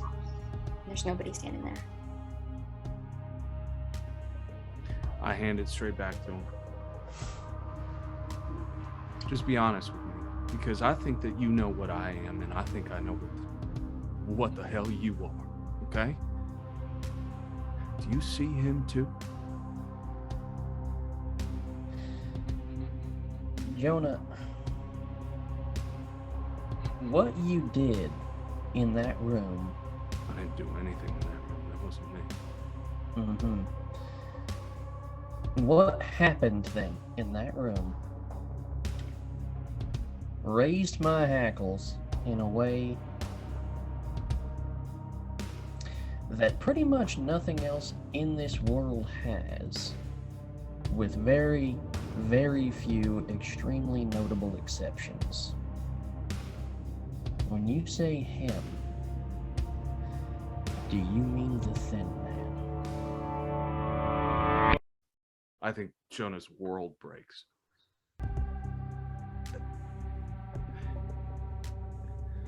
So you do? You see that son of a bitch? He's in Little Rock. I saw him tonight. Jonah, I've been hunting this Thin Man for 6 years. I will find him. I will kill him. Did you meet him? Yes. Have you seen him in the flesh? You shared bread with him? No, we met, 6 years, 7 months and 22 days ago, by my reckoning. He come into our town, to me and my daddy's workshop, and that was the day I lost my dad. And I've been looking for him ever since. Because I'm going to make his neck make the same sound that these cards make when they get shuffled.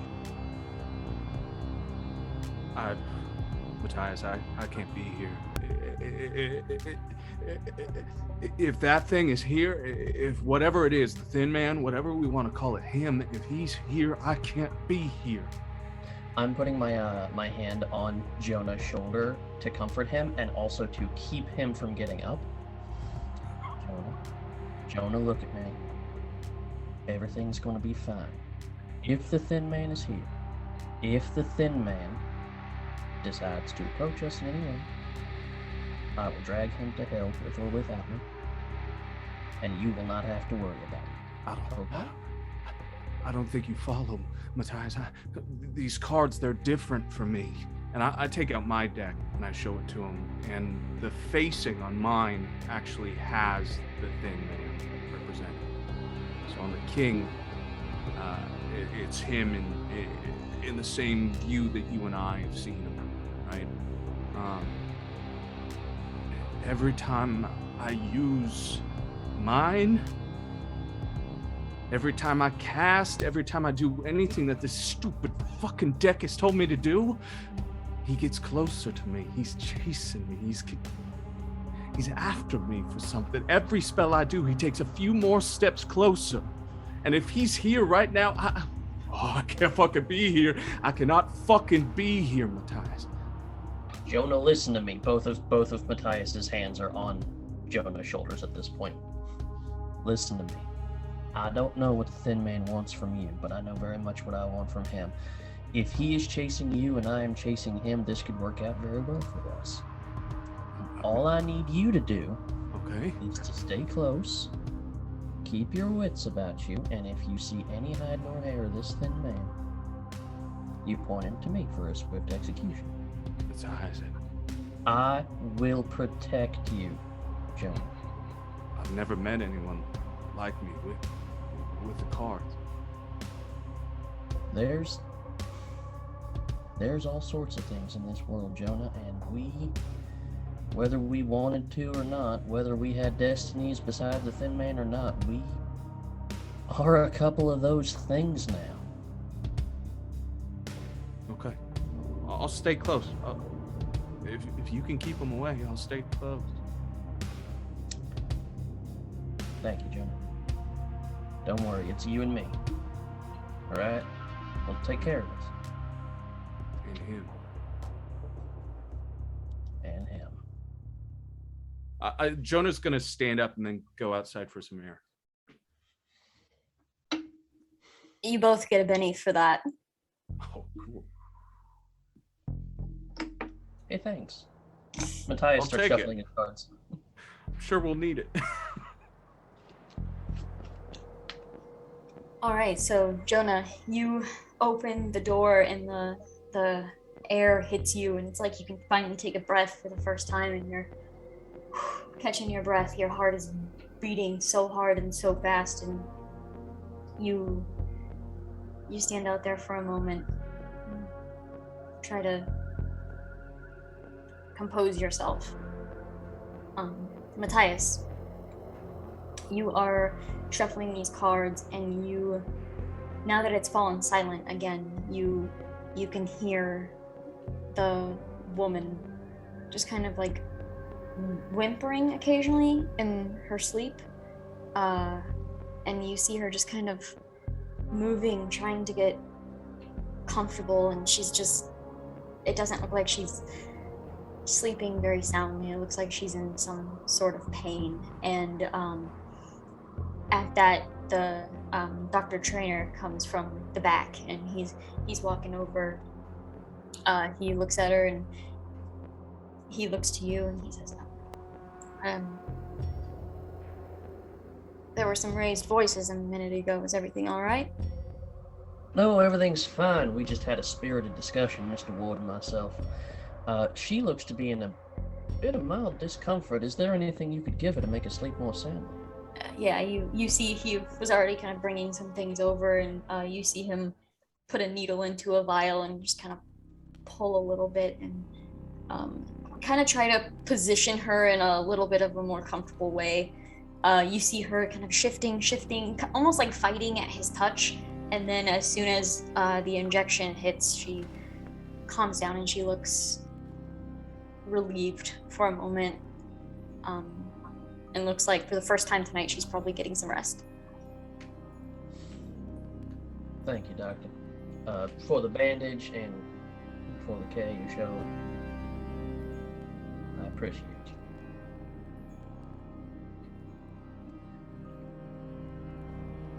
You're somewhat new here too, right? Mm-hmm. I drifted into town a couple of days ago, I think. Yeah, I haven't been in town long, but seems like you got a lot going on. Yeah. Well, you didn't hear it from me, but it's good you guys came into town. It's good you're helping out. The sheriff sure won't. Well, we're doing our best, and for better or worse, I'm sure your sheriff is doing the best that he can as well. At that, he actually like chuckles, like it's a genuine chuckle, and he just nods and says, "Sure." And he turns and starts heading back to the back room. I'd like to step out for a second and check on Joe. Okay. Jonah, your breath is finally back to you. Your heart is beating at a somewhat normal pace. And the door opens behind you. Well, what do you say, Matthias? Are we looking at a new vampire or what? Well, the doctor just gave the young lady something to help her sleep. So she seems to be calmed down, but it sounds as though we are looking at a classical vampire. Although obviously not everything we know is only true. I think perhaps we should wait for the others and see what they find in our investigations and sort of pool our collective knowledge and go from there. That sounds fine to me. Why don't you come back on inside? I'll make a coffee. Okay. All right, you guys head back in. Luthor and Willie, you arrive at the sheriff's office. You open up the door, you head in, and you see the deputy. Just a second. Before we go in there, I would like to turn to Willie and say, I know we're looking at the whole vampire thing, but maybe try to sell it more as a science-based thing, like it's a sickness that's spread by bite. Maybe there might be more understanding. Yeah, you know what? The sheriff isn't real superstitious, and I could tell from earlier that he was more annoyed that the problem wasn't solved than anything else. So I think you could be right. Some sort of sickness. Let's try to sell it like that. All right. I picked up a few things from my friend Jonah. Let's hope not too many, right? Right. All right. I think I can do that now that I'm prepared. All right, let's go.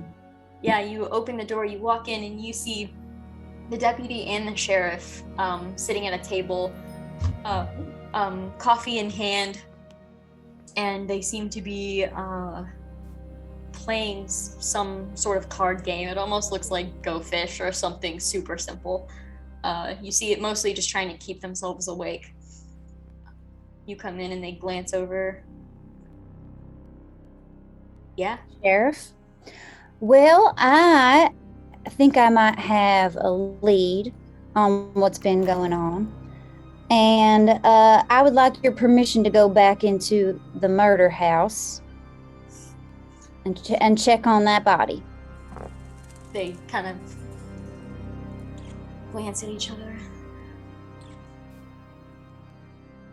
Thought you were supposed to be sleeping, but what do you want to do with the body? Well, who could sleep at a time like this? Well, the thing is, I think what's going on is, and she kind of looks back over at Luthor and like knowingly is like, a science thing. Wink. And you know, the subterfuge. And I think that there could be a risk of contagion. And I really think we need to take care of these bodies as soon as possible so that nobody else, you know, could potentially get sick.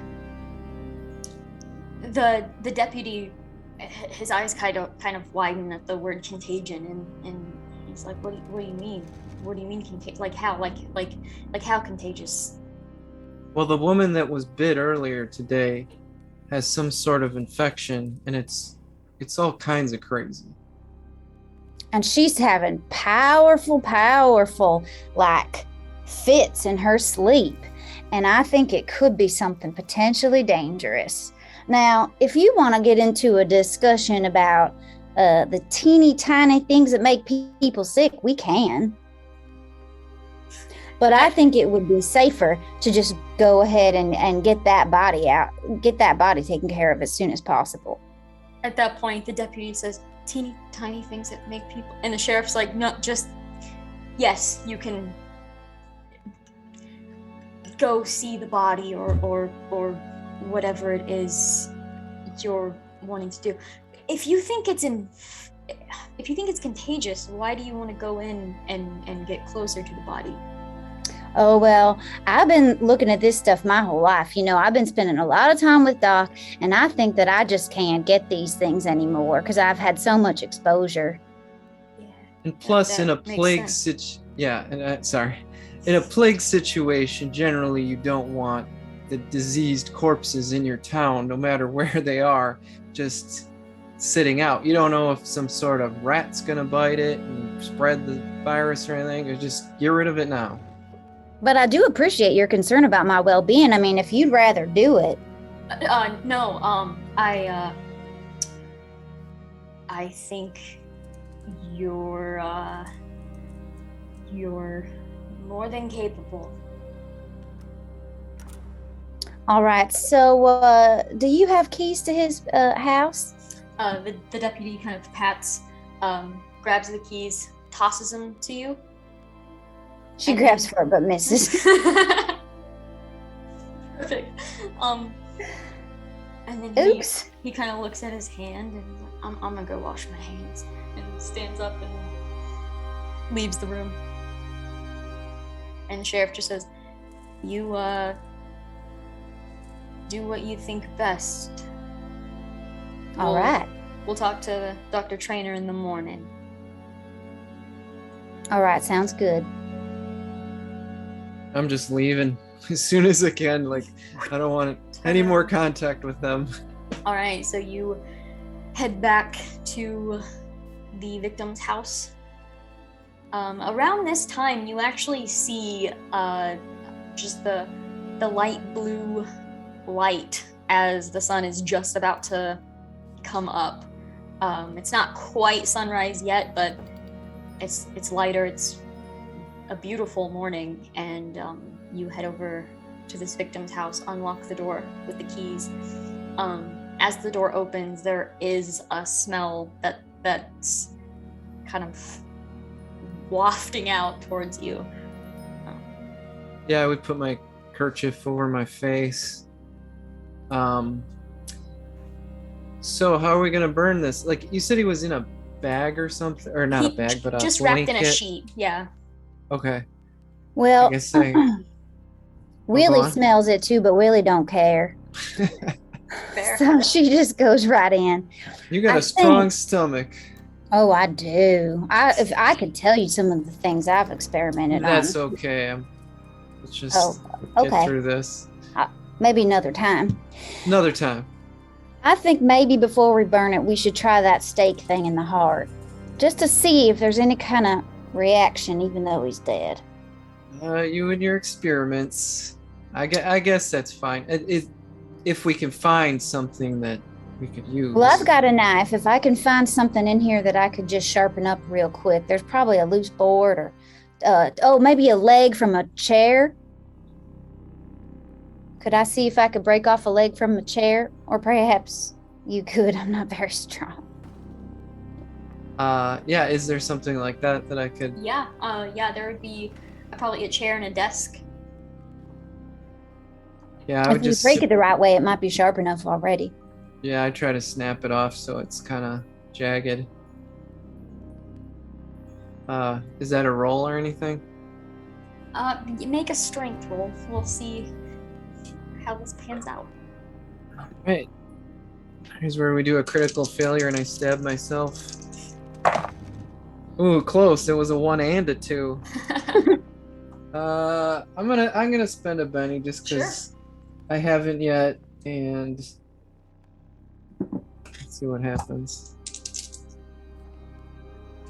A 1 and a 3, damn it. So you're able to snap it off, but it snaps off at the nails. So it's just a plank of wood. Like, there's nothing sharp about it whatsoever. It just comes off with the nails still in it from it being attached to the other part of the chair. I hand it to her and I say, "Get whittling." All right, I'm gonna try to sharpen up the end of it with my knife. All right, it definitely takes you a little while, but you're able to make a little stake with it. All right, so what I want you to do now, are you squeamish? Not rightly so. Okay, good. I want you to look at his face the whole time to see if when the stake goes in, something happens, anything at all, or if he's just totally still. All right, what are you gonna be? Am I doing the staking? Are you going? Oh no, you're not. You're not gonna do it. I'm doing. No, oh no, Oh, you're you're not. doing it. I'm doing Okay. it. Yeah. I will monitor. I pull my gun out just and point it at the dead body's face, just in case. All right, I got him covered. We're gonna pause there, and we're gonna switch over to Matthias and Jonah. The sun, the sun is coming up. It's kind of shining through the windows. The doctor comes over, and refills your coffees, the coffee that you made earlier, refills yours, and comes over and begins taking the bandage off of the woman who's still just laying there. As he touches her skin, she flinches, and you see like the touch almost physically hurting. And as he removes the bandage, both of you are able to see almost like spider veins through the back of her neck, across her back. You see some of it going down one of her arms. It looks like that blue bruising is moving through her veins. Now, in terms of sunlight into this room, is it sort of like, is it enough dawn that we're starting to see sunbeams in through the windows, or? You are at this point. The sunbeams, they're coming through the window, and basically they're hitting like the middle aisle where you would walk through. He's looking at the wounds, and as he touches one of the veins, you see basically where he touches, the bruising ripples outward, and more spider veins almost like crackle like a windshield sort of thing outward where he touched, and he just turns his head towards you two, bewildered. Doc, why don't you go take a break or something, or at least take a few steps away? He doesn't even say anything. He just takes a couple steps back, and then turns around and heads to the back. Ma'am, how about we take a walk into the light? How about some good sunlight to help you out, and I'll take her by the shoulders, whether she's listening or not, and sort of guide her into the sunbeam, see if that confirms any theories. All right, as you take her shoulders and go to sit her up, her eyes shoot open, and she looks directly at you. You see, as they shoot open, underneath the bags under her eye, like they're sunken eyes, like she hasn't slept in 4 days. Her lips are pale and like crusted, and her eyes are almost milky as she's looking at you. You see her pupils kind of darting like they were before. Hold on, you remember me? Hey, look at me. As you say, look at me, her pupils meet yours, but then dart away once again. And then you hear her breathing as she's sitting up. It's like it's wheezing inward, and then it's a really short breath out. Wheezing inward, short breath out.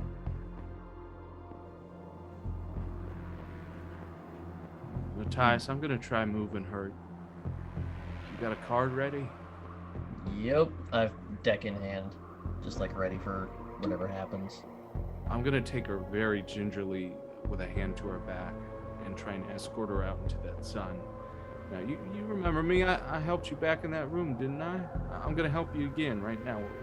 We're gonna show you some sun. It's real good for you. My grandfather used to say, anything that can fix you does not beat sunshine by a mile, right? Any medicine cannot beat sunshine. Come on.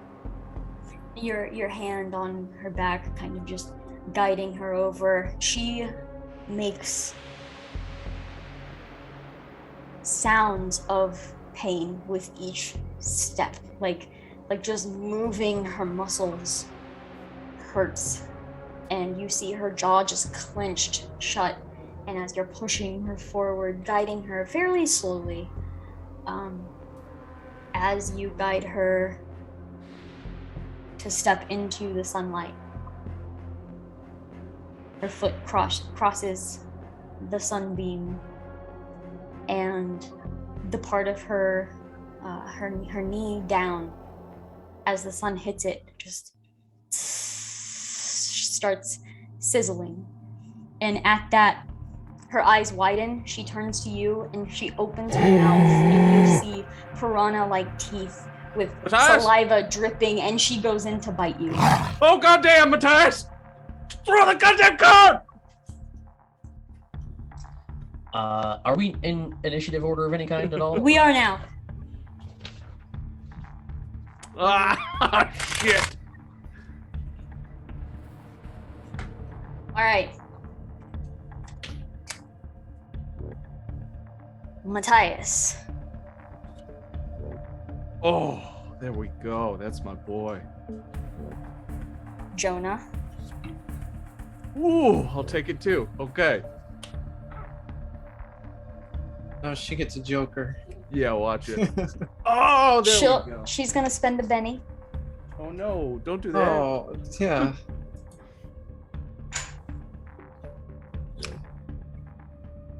Oh. Okay. All right. So I will let the two of you act simultaneously if you'd like. Okay.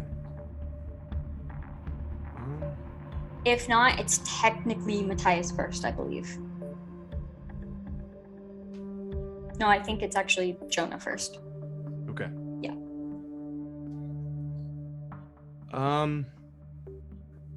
Okay, could I cast a spell and then get away from her in the same turn, or would that have to happen in additional turns? You could do it in the same. Okay. So, this is my plan then. I'm going to use 5 power points to cast Curse on her. It's pretty gnarly, so I'll go into the description if I actually hit with the damn thing, but I'm spending 5 points now to do so.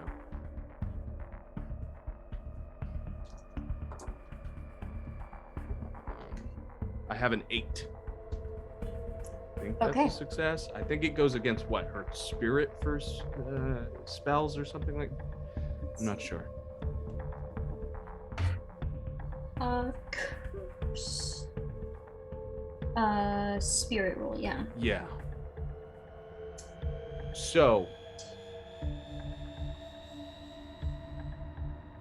if I succeeded, which did I not? Yes. Okay, perfect.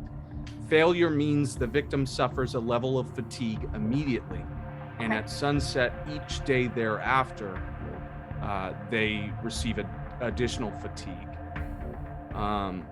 Once the accursed becomes incapacitated, they must make a vigor roll each day to avoid death. So it essentially makes them as tired as all hell. And, the way it works for me is he slots a card into his left hand, he places it onto her shoulder, and from there, 2 very thin but long fingers form into hands and then climb up from out of the card and clutch at her neck and grab her immediately there. And as soon as the thin man's hands are around her and the fog is sort of leaking out of this playing card, Jonah's gonna kick back and run for the fucking door. He's getting behind Matthias as fast as he can. All right. Has Jonah cast this spell on someone before? Yes, it went well for the person who had it, but it definitely caused some situations for Jonah. It's definitely the one that calls out to the thin man the most in Jonah's deck. But I think it's like it's a reactionary response. He sees his life flash before his eyes. He reaches out, slaps it onto the shoulder, reaches out, grabs her, and even as he's running away, he's realized what he's just done. Okay. He probably even gives a look to Matthias like, shit. All right, you're sprinting for the door. Matthias, you see these arms come up and grab onto this woman, and you see him sprinting out the door as the arms are like digging into her skin, like the fingers are climbing into her body. Rad. Jesus, Jonah. I'm sorry. God damn, she was right on top of me. Matthias, please. Okay, so she, to be clear, is on the edge of like where the door is, where there's like sunlight.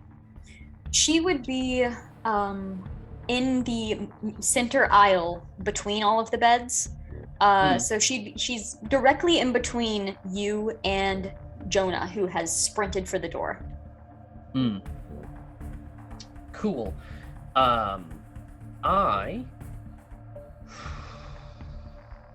Who bud?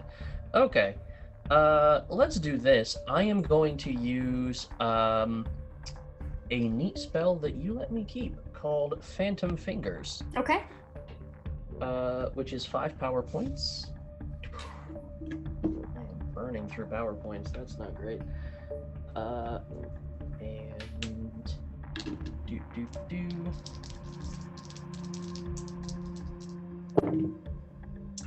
And that's an 8, which means yeah, I can lift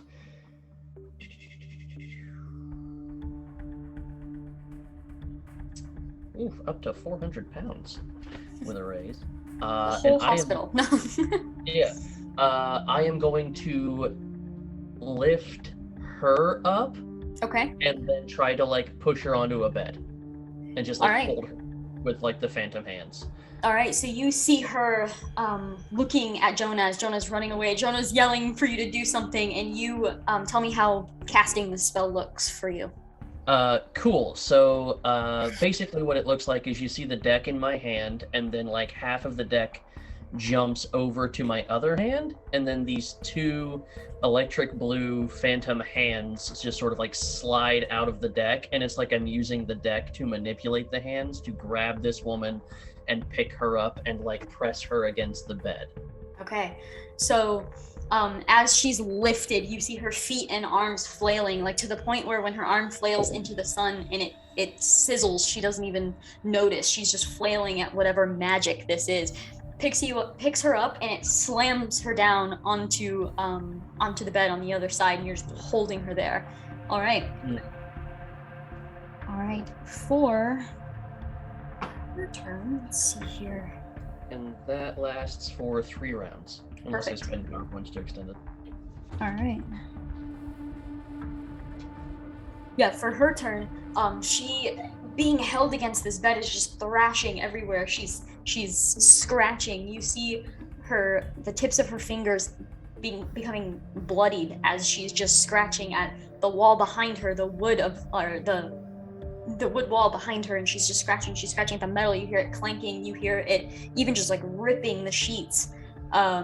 You see feathers and cotton start to fly up as she's just slamming into this thing, shrieking, and you actually see blood and just bile basically coming from her mouth as she's just feral, being held down on this bed. Matthias is holding it and going like, Doc, Jonah. All right, round 2. Matthias.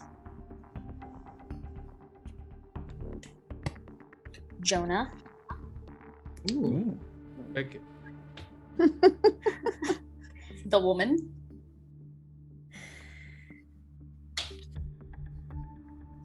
All right, so Jonah, you're up first. We gotta get it into the damn sun.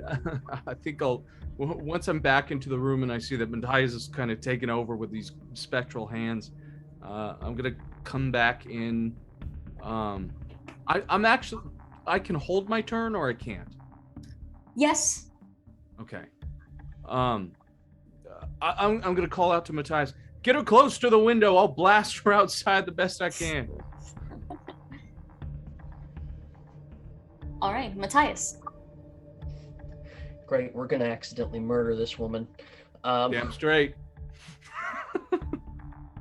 I can move her up to my smarts per turn, so I'm going to maneuver her in front of, like, directly in front of the window. All right. You can easily just raise her up to one of the windows directly above her bed, and as you do, you hear just the sizzling of the sunlight hitting. Jonah, what are you doing? I'm going to cast Blast on her. All right. I'll throw in an additional power point to make sure that this is a 3 dice 6 if I do hit her. Okay. And my aim is to try and use this blast to get her out of the window. So hopefully that's within the realm of possibility. If not, please tell me I'm being dumb. Okay, so I'll go with my spell casting now. A 7. Okay.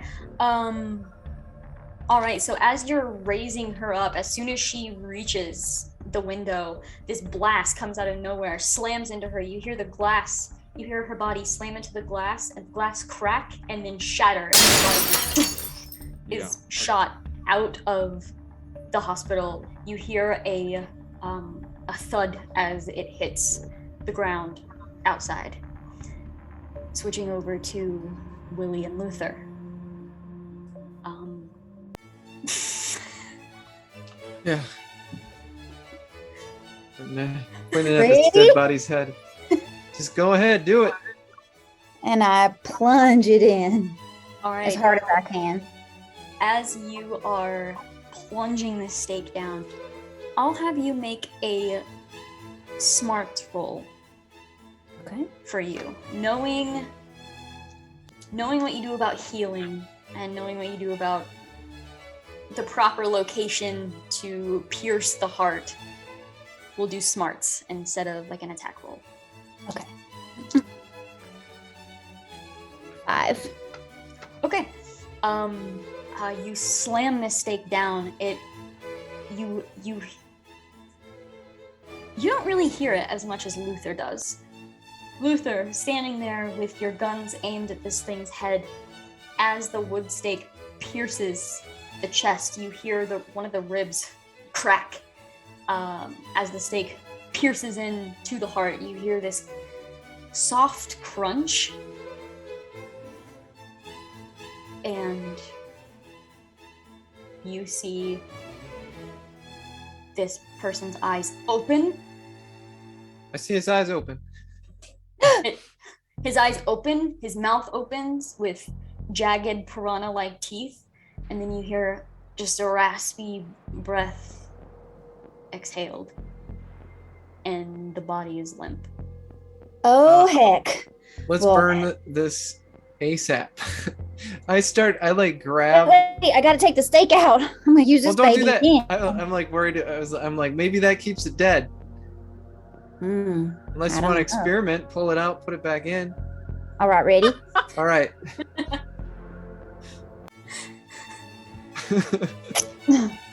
She pulls it out. What happens? Nothing. Oh. All right. Well, let's still burn it though. So then you got your stake. All right. I like kind of drag the body out into like an open area, maybe behind the house, not where it's super visible. I'm sure, but if I have to do a search roll or something, there's got to be like some kerosene or something around.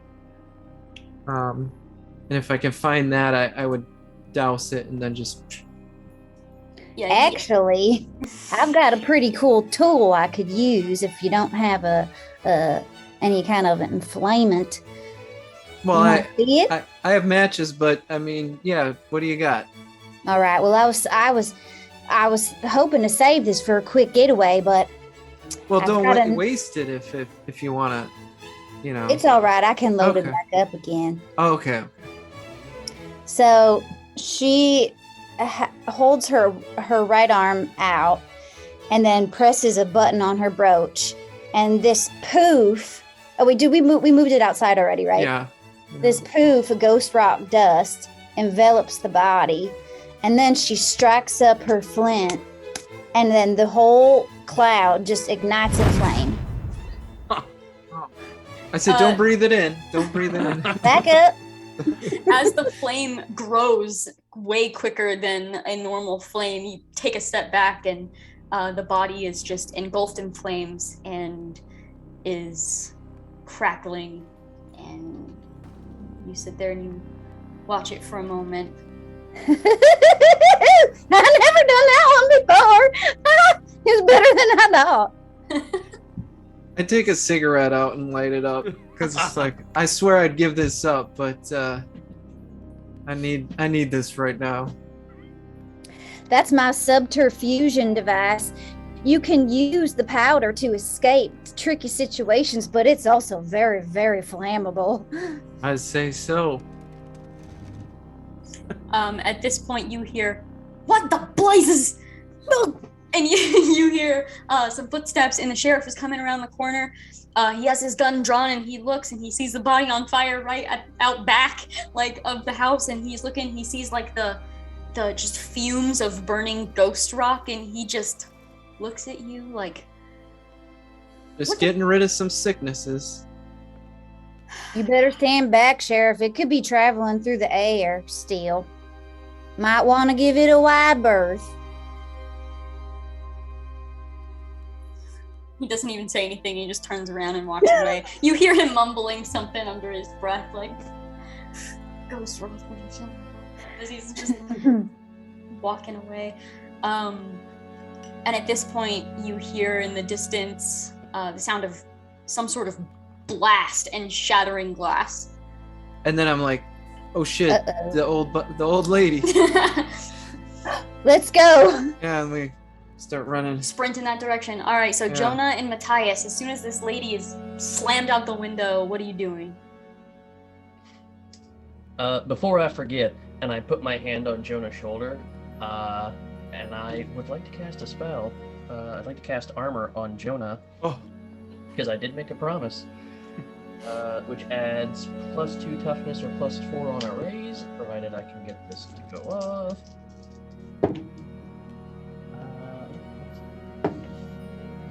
Jesus. Forward. Okay, that's a 17. So, Oh, damn. and that was the D6. Yeah. Add +4 to your toughness as I hold the deck out and a blue spectral version of a card flips up in that fun, like, flippy cartoony card style, and then turns to a sort of mist that just sort of coats you, and you sort of glisten a little bit with electric blue armor. Oh, what the hell? Ooh. Mine As you- doesn't do that. What the hell? As you're saying what the hell, the doctor behind you is saying what the hell at the same time. Oh shit! God damn. Oh, Look, we don't have time. just go, and he's just pointing to the window, like, just go, get it. Forget what you saw. Gonna jump out the window. All right. Right back. All right, so the two of you jump out the window. Luthor and Willie, you're approaching. You see the woman slam down on the ground, writhing as the sunlight is making parts of her body steam. She stands up. She's looking around. She looks feral, and a lot of her hair is thinned, and from the sun is already just falling out. She's almost balding, like the one that you had seen in the street. As she turns and sees you, she looks at both of you, and she is going to sprint directly at... So, I would like to turn to Willie and say, you mind handing me that steak? You mind handing me that steak? As it's sprinting directly towards Luthor. I give it to him. You just hand it over real quick? All right. Matthias. Ooh. I'm gonna go Nice. ahead and put these up here since we're in, like, real combat now. Luthor. Nice. Willie. Another 10. This is all I can draw for you. I'm just a What the perfect hell? 10. What can I say? And Jonah. I'll take it. All right. So it looks like, Jonah, you are up first. I think that he's going to hold the spell now that he sees Luthor's got this, stake in his hands. He's flipping it around in his hand. Luthor's got this covered, right? So Jonah jumps through the window. He gets ready to cast another with his card, and just as he's pulling it, he sees Luthor's around. Oh, you got this one. I got you covered just in case. Come on, Luthor. Bring it home, baby. I say, Oh. watch this, and then, Okay. So I'll hold the spell just in case something goes wrong. Matthias. I'm functionally going to do the same thing. I pile out into the alleyway, and as soon as I see, like, the other two and the fact that it's running for the other two and Luthor sort of at the ready, I'm like, okay, we're gonna see how this plays out. I've got my deck just sort of ready in case anything happens. All right, so Luthor and Willie. So is it like at me right now, or is it like a little bit like a couple feet away? It's a couple feet away. It is quickly approaching you, but I think the fun thing to do would be I'm gonna throw the stake into its chest. Yes. all right. Oh. So I just Sweet. All right. so I am going to roll a athletics, I believe is what it is. Sounds good to me.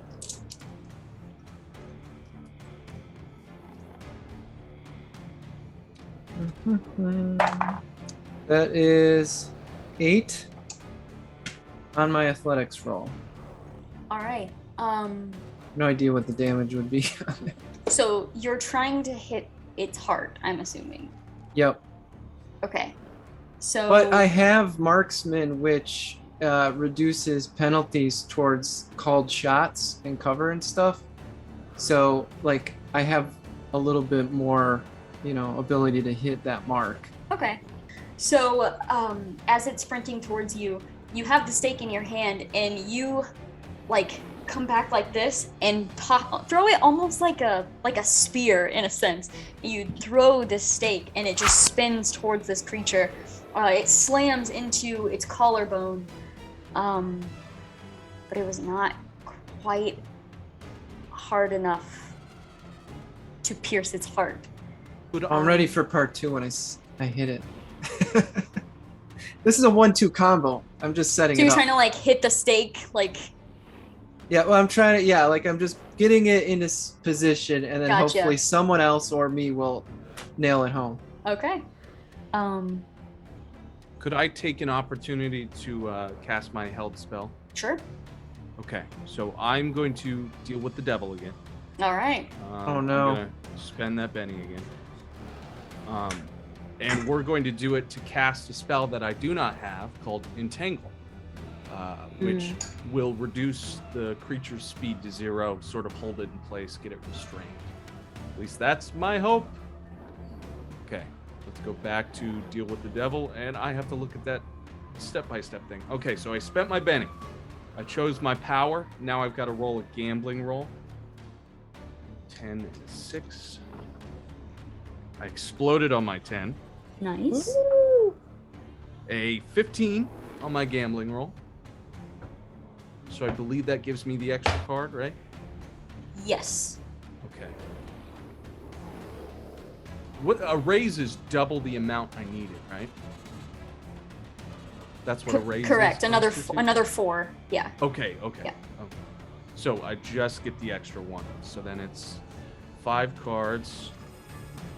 5, 1 for success, 1 for my my call out there.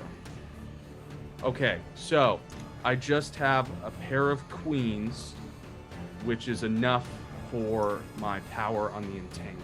Because Beautiful. I believe entangle's only 2 power points. So it does get cast. And then I just cast the spell, right? I make my spell casting roll. Yes.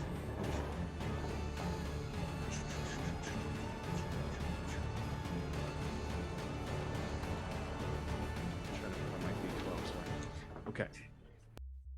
Popped on my D6, so it's 7. Nice. Okay. Is that a success? Yes. Perfect. So tell me what that entangle looks like. I fling the card just underneath the woman's body.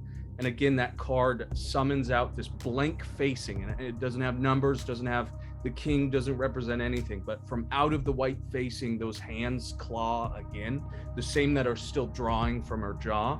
A new pair stretch out until their entire arms, like the thin man is climbing up from the card, wrenches her from the ankles and slams her down to the ground, stake facing up, hopefully, whatever interpretation you'd like, but slams her and drags her down.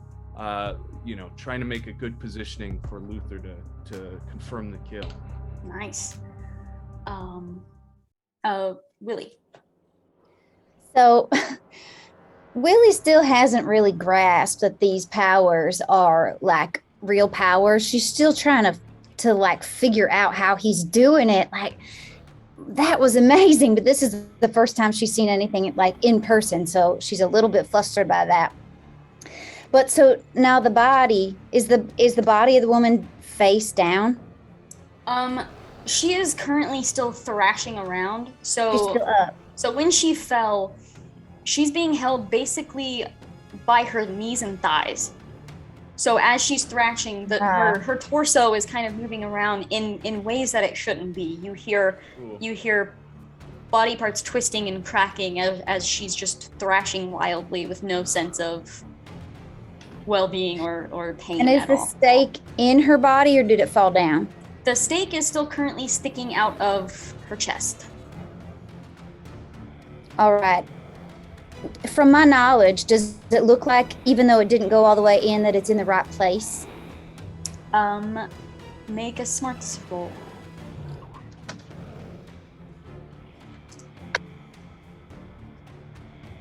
Got a 9. Okay. It looks like if it was hit straight on, it's probably not in the right place. But if you could get it at some sort of a downward angle, it would definitely hit the heart.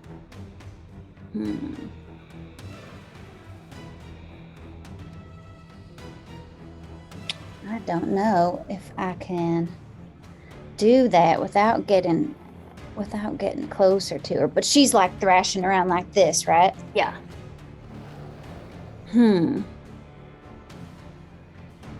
At this point, also, people are beginning to watch. Good. Great.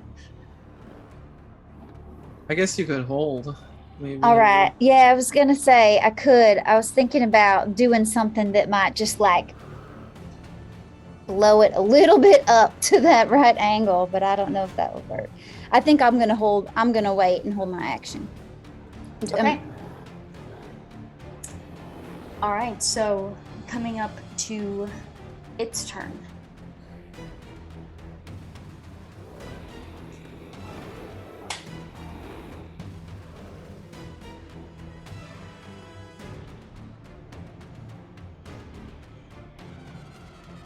All right, so the four of you and the crowd that is forming at a safe distance away, you hear the ripping of flesh and you hear the snapping of bones as you watch this figure dig herself out of the grasping hands around her legs. The hands are still holding on to her legs, but they've just completely disconnected from her body as she is thrashing, and she crawls with her legs still being held down, feral, just gore dripping from her mouth, eyes completely glazed over. You see the pupil there and just widening to blacken her entire eye. And she's crawling, and she looks up, and Luthor and Willie are the closest right now. As she crawls forward, she looks at both of you, reaches up, grabs onto both of your pant legs, and she turns, and her fangs sink into Luthor's leg. Luthor, I need you to roll your wild die. My wild die. I got a 6. Okay. Go ahead and roll it again. 5. All right. So the teeth sink into your leg. You feel it, and as soon as you feel the teeth pierce, you're able to kick this being off of you. Her torso kind of rolls over directly underneath Willie. Would you like to take your turn? Yes, can I grab the stake and try to plunge it home? Absolutely. Go ahead and make. So right now it is technically considered vulnerable. So you would have a +2. You would have a -2 for not being. So it's just a straight roll your d4 and your wild die. Okay. Oh, good vibes. You got this, Oh. Willie. Oh no, I got 2 ones. Can I use a Benny to try? Can I Yes. use a Benny? Snake eyes. Yes, Okay. you can. Okay. Oh, that's the closest we get to a natural one.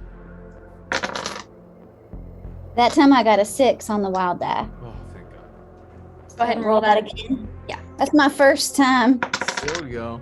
And then a 3. Okay. All right. So you reach down, you grab onto the stake, and as you're pulling it up, there's so much blood and just ichor on it that your hand actually slips off of it for a second, but you steady yourself, grab onto it, pull the stake out, take it with both hands and plunge it into this woman's heart. As it does, you hear just that same crack that you had before. The woman's thrashing stops and her arms fall, and everything falls silent except for the sound of her skin steaming in the sun. I know you might want to leave town, man, but I'm really hoping you'll stick around. I run straight over to Luthor. I'm like pulling at his ankle. Luthor, God damn it! Let me see it. Did you get bit? Yeah, I would definitely like look at my leg to see what it looks like. Pulling up the pant leg, you see a bite almost identical to the one on the back of the woman's neck. Oh no. You hear Dr. Trainer come up behind, and he's looking at you with wide eyes, and his mouth is, you see him trying to talk, trying to swallow. His mouth is so dry, and he says,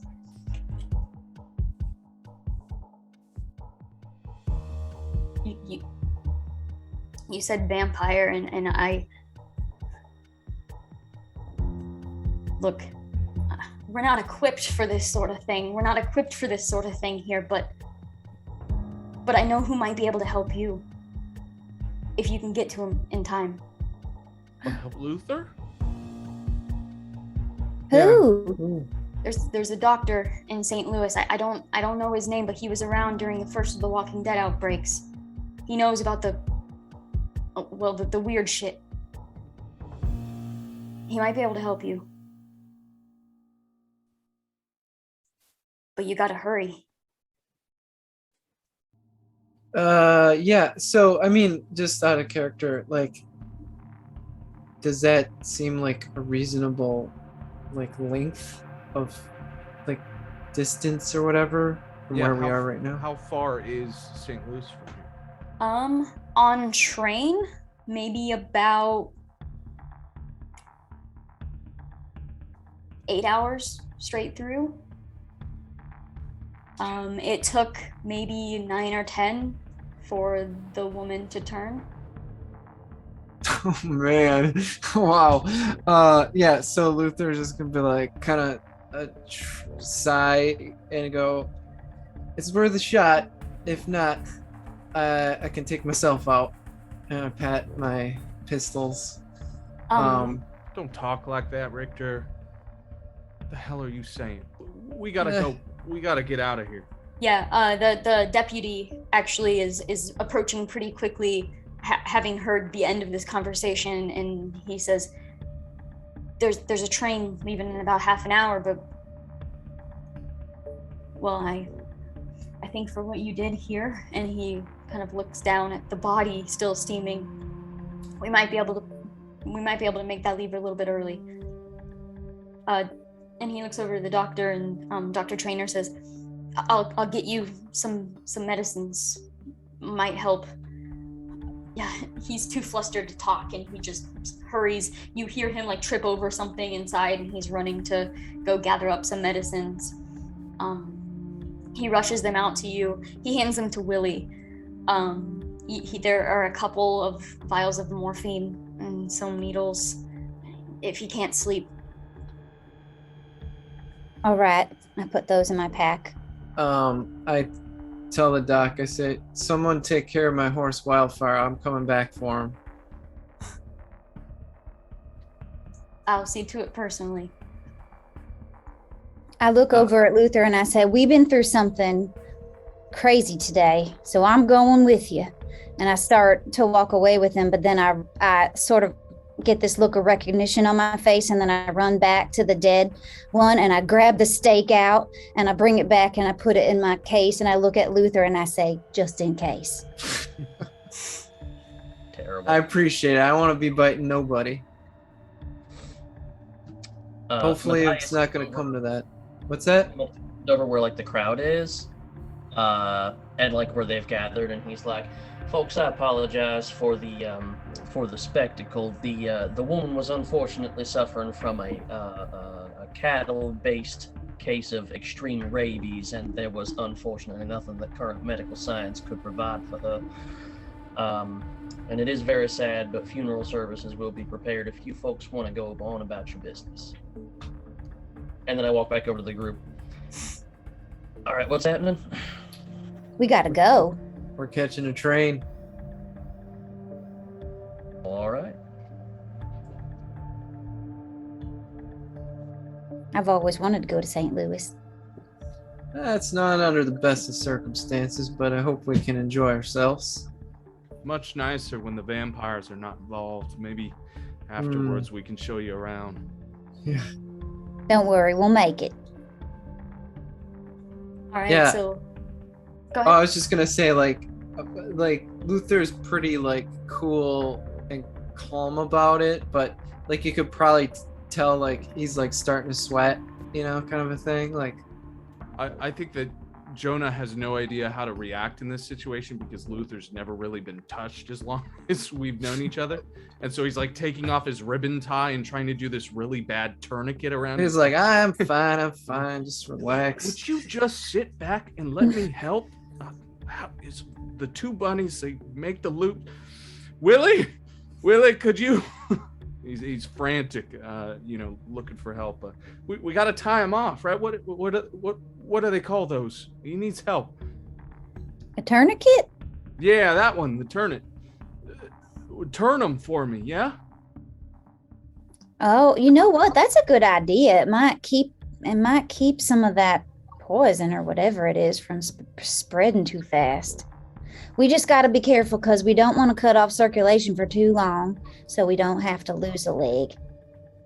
I mean, I'll cut it off right now if we got to do that. That's a joke, people. Peg legs are fashionable in some parts. How's he gonna ride? It's all right, Jonah. You're gonna have to get a stronger stomach. As soon as you find one for me, let me know. I'll keep an eye out. All right, so are you all heading towards the train? Yep. Yeah? Okay. The four of you head to the train, and you see quite a few passengers with their bags asking what is going on, and the sheriff and the deputy are leading them away from the train, saying that the train is being commandeered, more or less, and they'll have to catch the next one. And a lot of people are pissed, and they're not happy to see that Jonah and Luthor are the ones walking over to board this train. You hear quite a few just angry words shot in your direction. I respond back, I'll be back to play some songs later, don't worry. Yeah, I wave with them. You walk over and Love y'all. you step up into the train car. You head in, you take a seat. You see the sheriff outside the window and the deputy talking to the conductor of the train, and a few of the people riding with them, like working with the rail yard. You see them exchanging some words, and you see the conductor looking kind of nervous, but agreeing, accepting a coin pouch, putting that away. And within a few minutes, you hear the engines, and you feel the train beginning to move forward. Listen, I just wanted to say to all y'all, you didn't have to come with us, but you decided to, and I appreciate that. I understand what sort of a commitment that is. I'm a person who does right by people who do right by me. And I'm going to make sure I do that. Well, don't mention it. When I do a thing, I see it through. I figure you're gonna stick with Luthor, and sticking by you is the best chance I have of meeting up with our mutual friend, so. Who's that? What mutual friend? An old card player we both have played with. Oh, fun. Should be for an interesting game. Luthor says, and maybe we could see some more of that wonderful science. Maybe it'll cure me. Ooh, And then- that's right. He leans back and he does that thing like with the cowboy hat where he like puts it over his face to sleep or whatever, you know? Yeah. All right, so after that, there's a little bit of small talk here and there, but it's mostly quiet ride. The jokes kind of mellow out as the adrenaline's wearing off, and the brevity of the situation is sinking in a little harder, and you're all pretty tired. You didn't sleep last night at all, and you find yourselves wanting to stay awake for Luthor.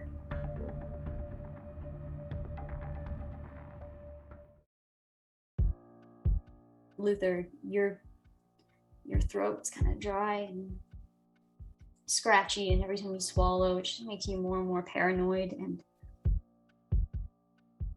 as you adjust your lips to kind of swallow down, a shooting pain shoots up your gums and into your eyes, and it's almost like hunger pains, but in your gums. And there's a moment where you're afraid to know, so you hesitate, but then you finally move your tongue across your teeth, and they're still your teeth. And that settles you for a moment. And then you're just trying to hold still. You don't want them to worry more than they have to, not yet.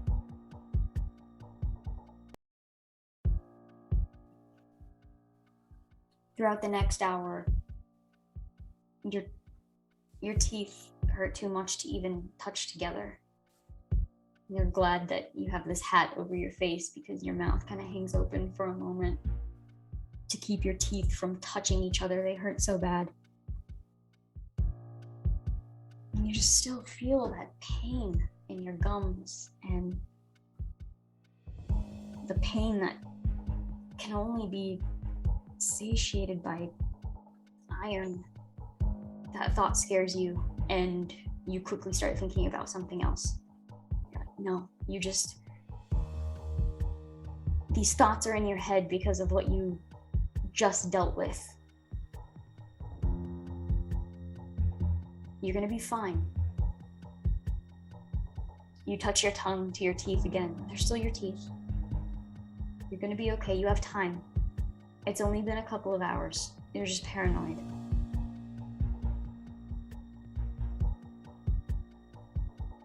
You just wish the train wasn't such a bumpy ride.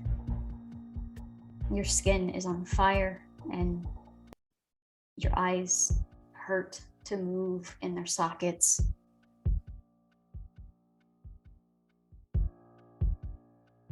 Your eyes snap open, and you kind of snap out of whatever fever you were thrown into, and the pain is still there. you see a little bit of light just peeking through the tiny little holes in your hat, and it kind of hurts your eyes, like when you have a headache, a migraine. You don't want to see the light. You just kind of adjust the hat a little bit to shield your eyes from it. It's not hurting your skin, just your eyes. The pain is still there,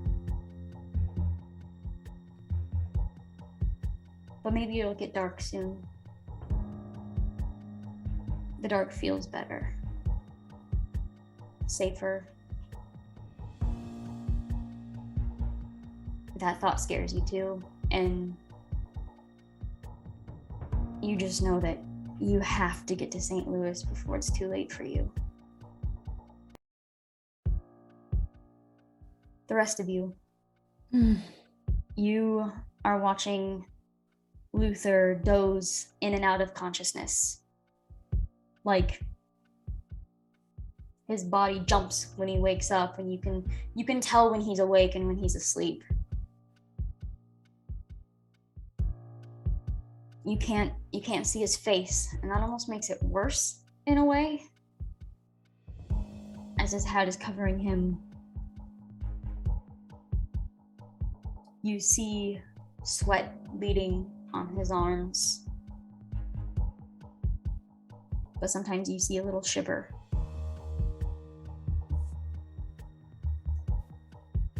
And then after about 6 hours of travel, you hear, or you feel a jolt, and you hear the screeching of the train's brakes as it is screeching to a stop. You almost stumble out of your seat. Luthor, your body is kind of doubled forward a little bit, and it is the most shocking pain you have ever felt, just shooting up your spine into your gums. You feel just saliva kind of just dripping from your mouth from the pain itself for a moment, and you go to wipe your face and it just hurts. Everything hurts. The train has stopped. You look out the window. You're not in St. Louis.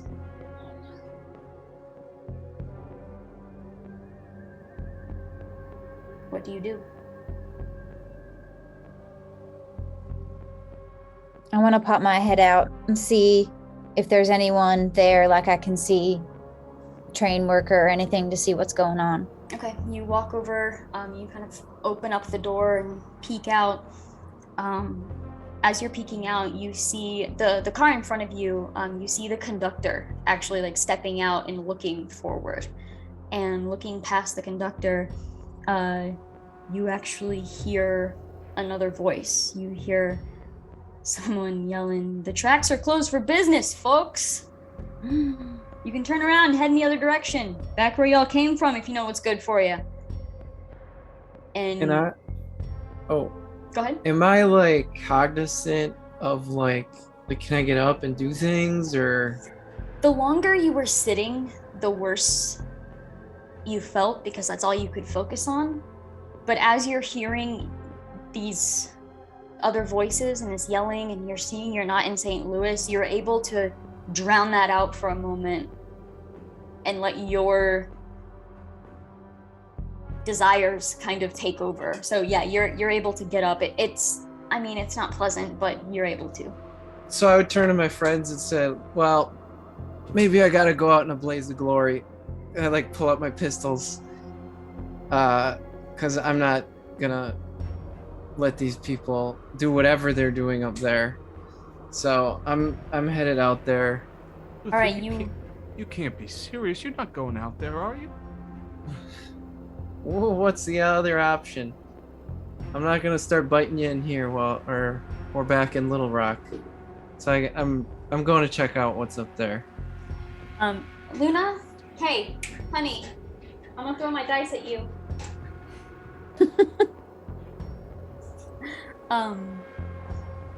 As Luthor is approaching from behind you, Willie, to exit, you hear the conductor say, "No, you don't understand. We have to get to St. Louis."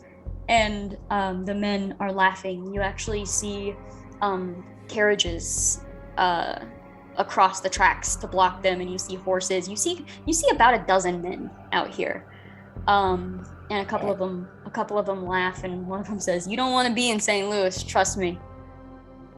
What's going on in St. Louis? As you're stepping out,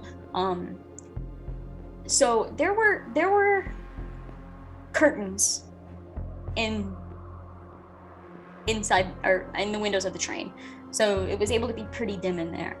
As Luthor is stepping out, the light does kind of hurt your eyes a little bit. You kind of pull your hat down to shield your eyes a little bit more. But Willie, you see, he is pale. He looks like he's had the flu for 3 weeks. He is not, I don't know how to phrase this. It's not like you're walking out trying to be intimidating, but he's definitely not intimidating in any fashion as he's stepping out. He's got sweat running down his face, drenching his hair. And as he steps out, they don't seem to even have heard what you said because everybody's just looking at you with concern, mostly. A couple of them just kind of bring up their guns just barely, and they're like, "Hey, how about you stay over there, huh?" Can I walk Luthor, I up? think they might be right. You might not be safe leaving this car right now. Maybe you should let the three of us check it out first. Yeah, I mean, I just kind of, I don't really say anything. Yeah. And to the other people, I say, just stay away from him. He's not feeling too well. I'll come up from behind Luthor and sort of sling his arm over my shoulder and keep him upright. Okay. One of them looking at you, still just eyes fixed on Luthor, and he says, "You look like hell. What happened to you?" Yeah, I'm not saying anything. He's sick, and we need to get him to a special doctor in St. Louis, and we need to get there as soon as possible. They kind of glance at each other, and they're like, "Look, I ain't letting you through. You're just gonna have to go back to where you came from." Do these people look like highwaymen, or do these look like boarded officials, or like who are we looking at exactly? Make a notice check. Sure.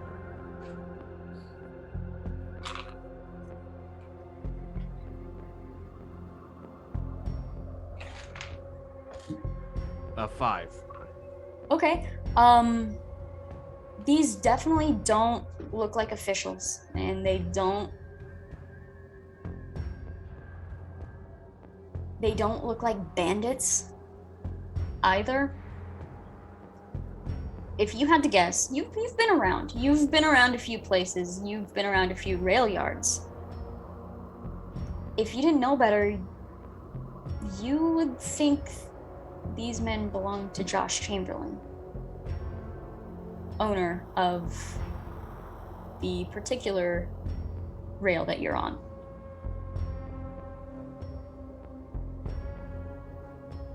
Since when do company men stop down Mr. Chamberlain's trains? There must be something very serious for you men to be out here.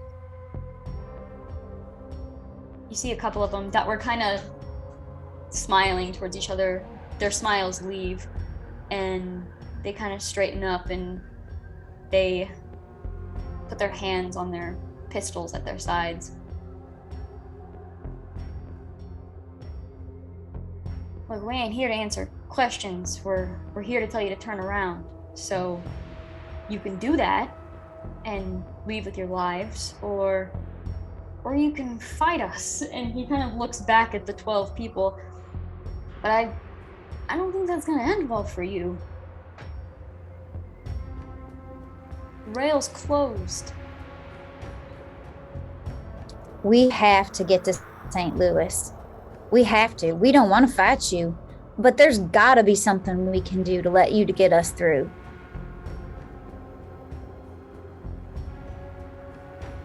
Look, if you need through that bad, you can walk. Rail's closed.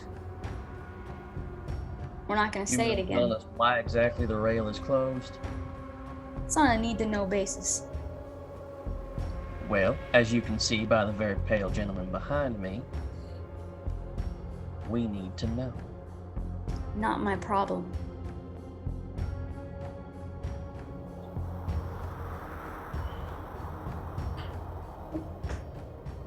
I cough. I'm like, and I turn to Jonah, and I'm like, I got an itchy trigger finger, my friend.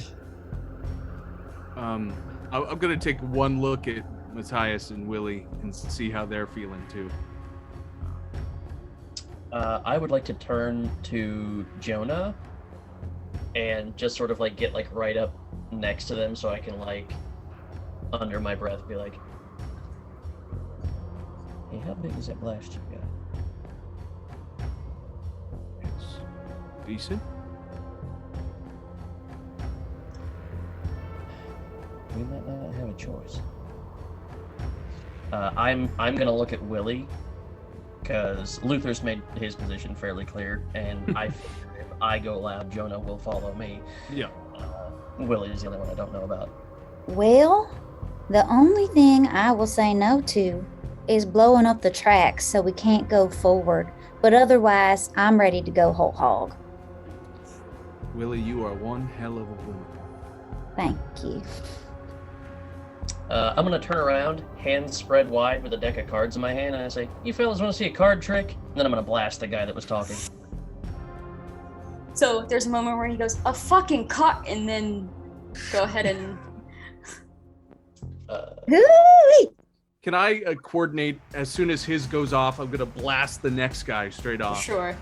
And I'll try and position with Luthor in my arms to get him in a good position to shoot one off with his free hand.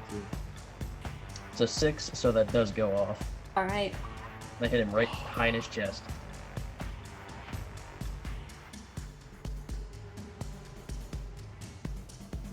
Go ahead and roll some damage for that, just so I. I just want to say that this is an interesting reverse bandit situation where the people on the train are attacking the. It's like the opposite. Do damage dice explode also? Yes. Yes. That's exciting. And you get a bonus damage die if you got a raise on your attack. I don't know if you did or not. Unfortunately, for once I did not. And that is 15 damage. Okay. Damn. It does 3d6 or 4d6 with the ribbons. And what was yours, Jonah? Oh, I haven't gone yet. Sorry. Okay, no worries. Luthor and Willie, do you have something you want to do simultaneously as well, or? I'd be shooting. I would like to do a bolt. All right. Out of my All right, go ahead and roll those. Just do Alright. this all simultaneously as you all just kind of conversed for a moment and just turned around and. So, anyways, I started blasting. Yeah. Pew, pew. So my spellcasting was an 8 Okay. to hit, and then if that does hit, they take. Damage dice do not explode, right? Yes, they do. Okay. They do? Yeah, they do. Okay. Okay, I got a 7 on my spell casting. Okay, go ahead and roll damage. Ooh, one exploded. Damn, guys. Yeah. And it did it again. Nice. Keep it going. Okay, so 12, 15, 17. Oh my god. That's what, Boom. three people gone in a second? Luthor. I shot twice. And I also spent to Benny. But I hit once, 9 damage. Second one I hit, I had 12 damage. Okay.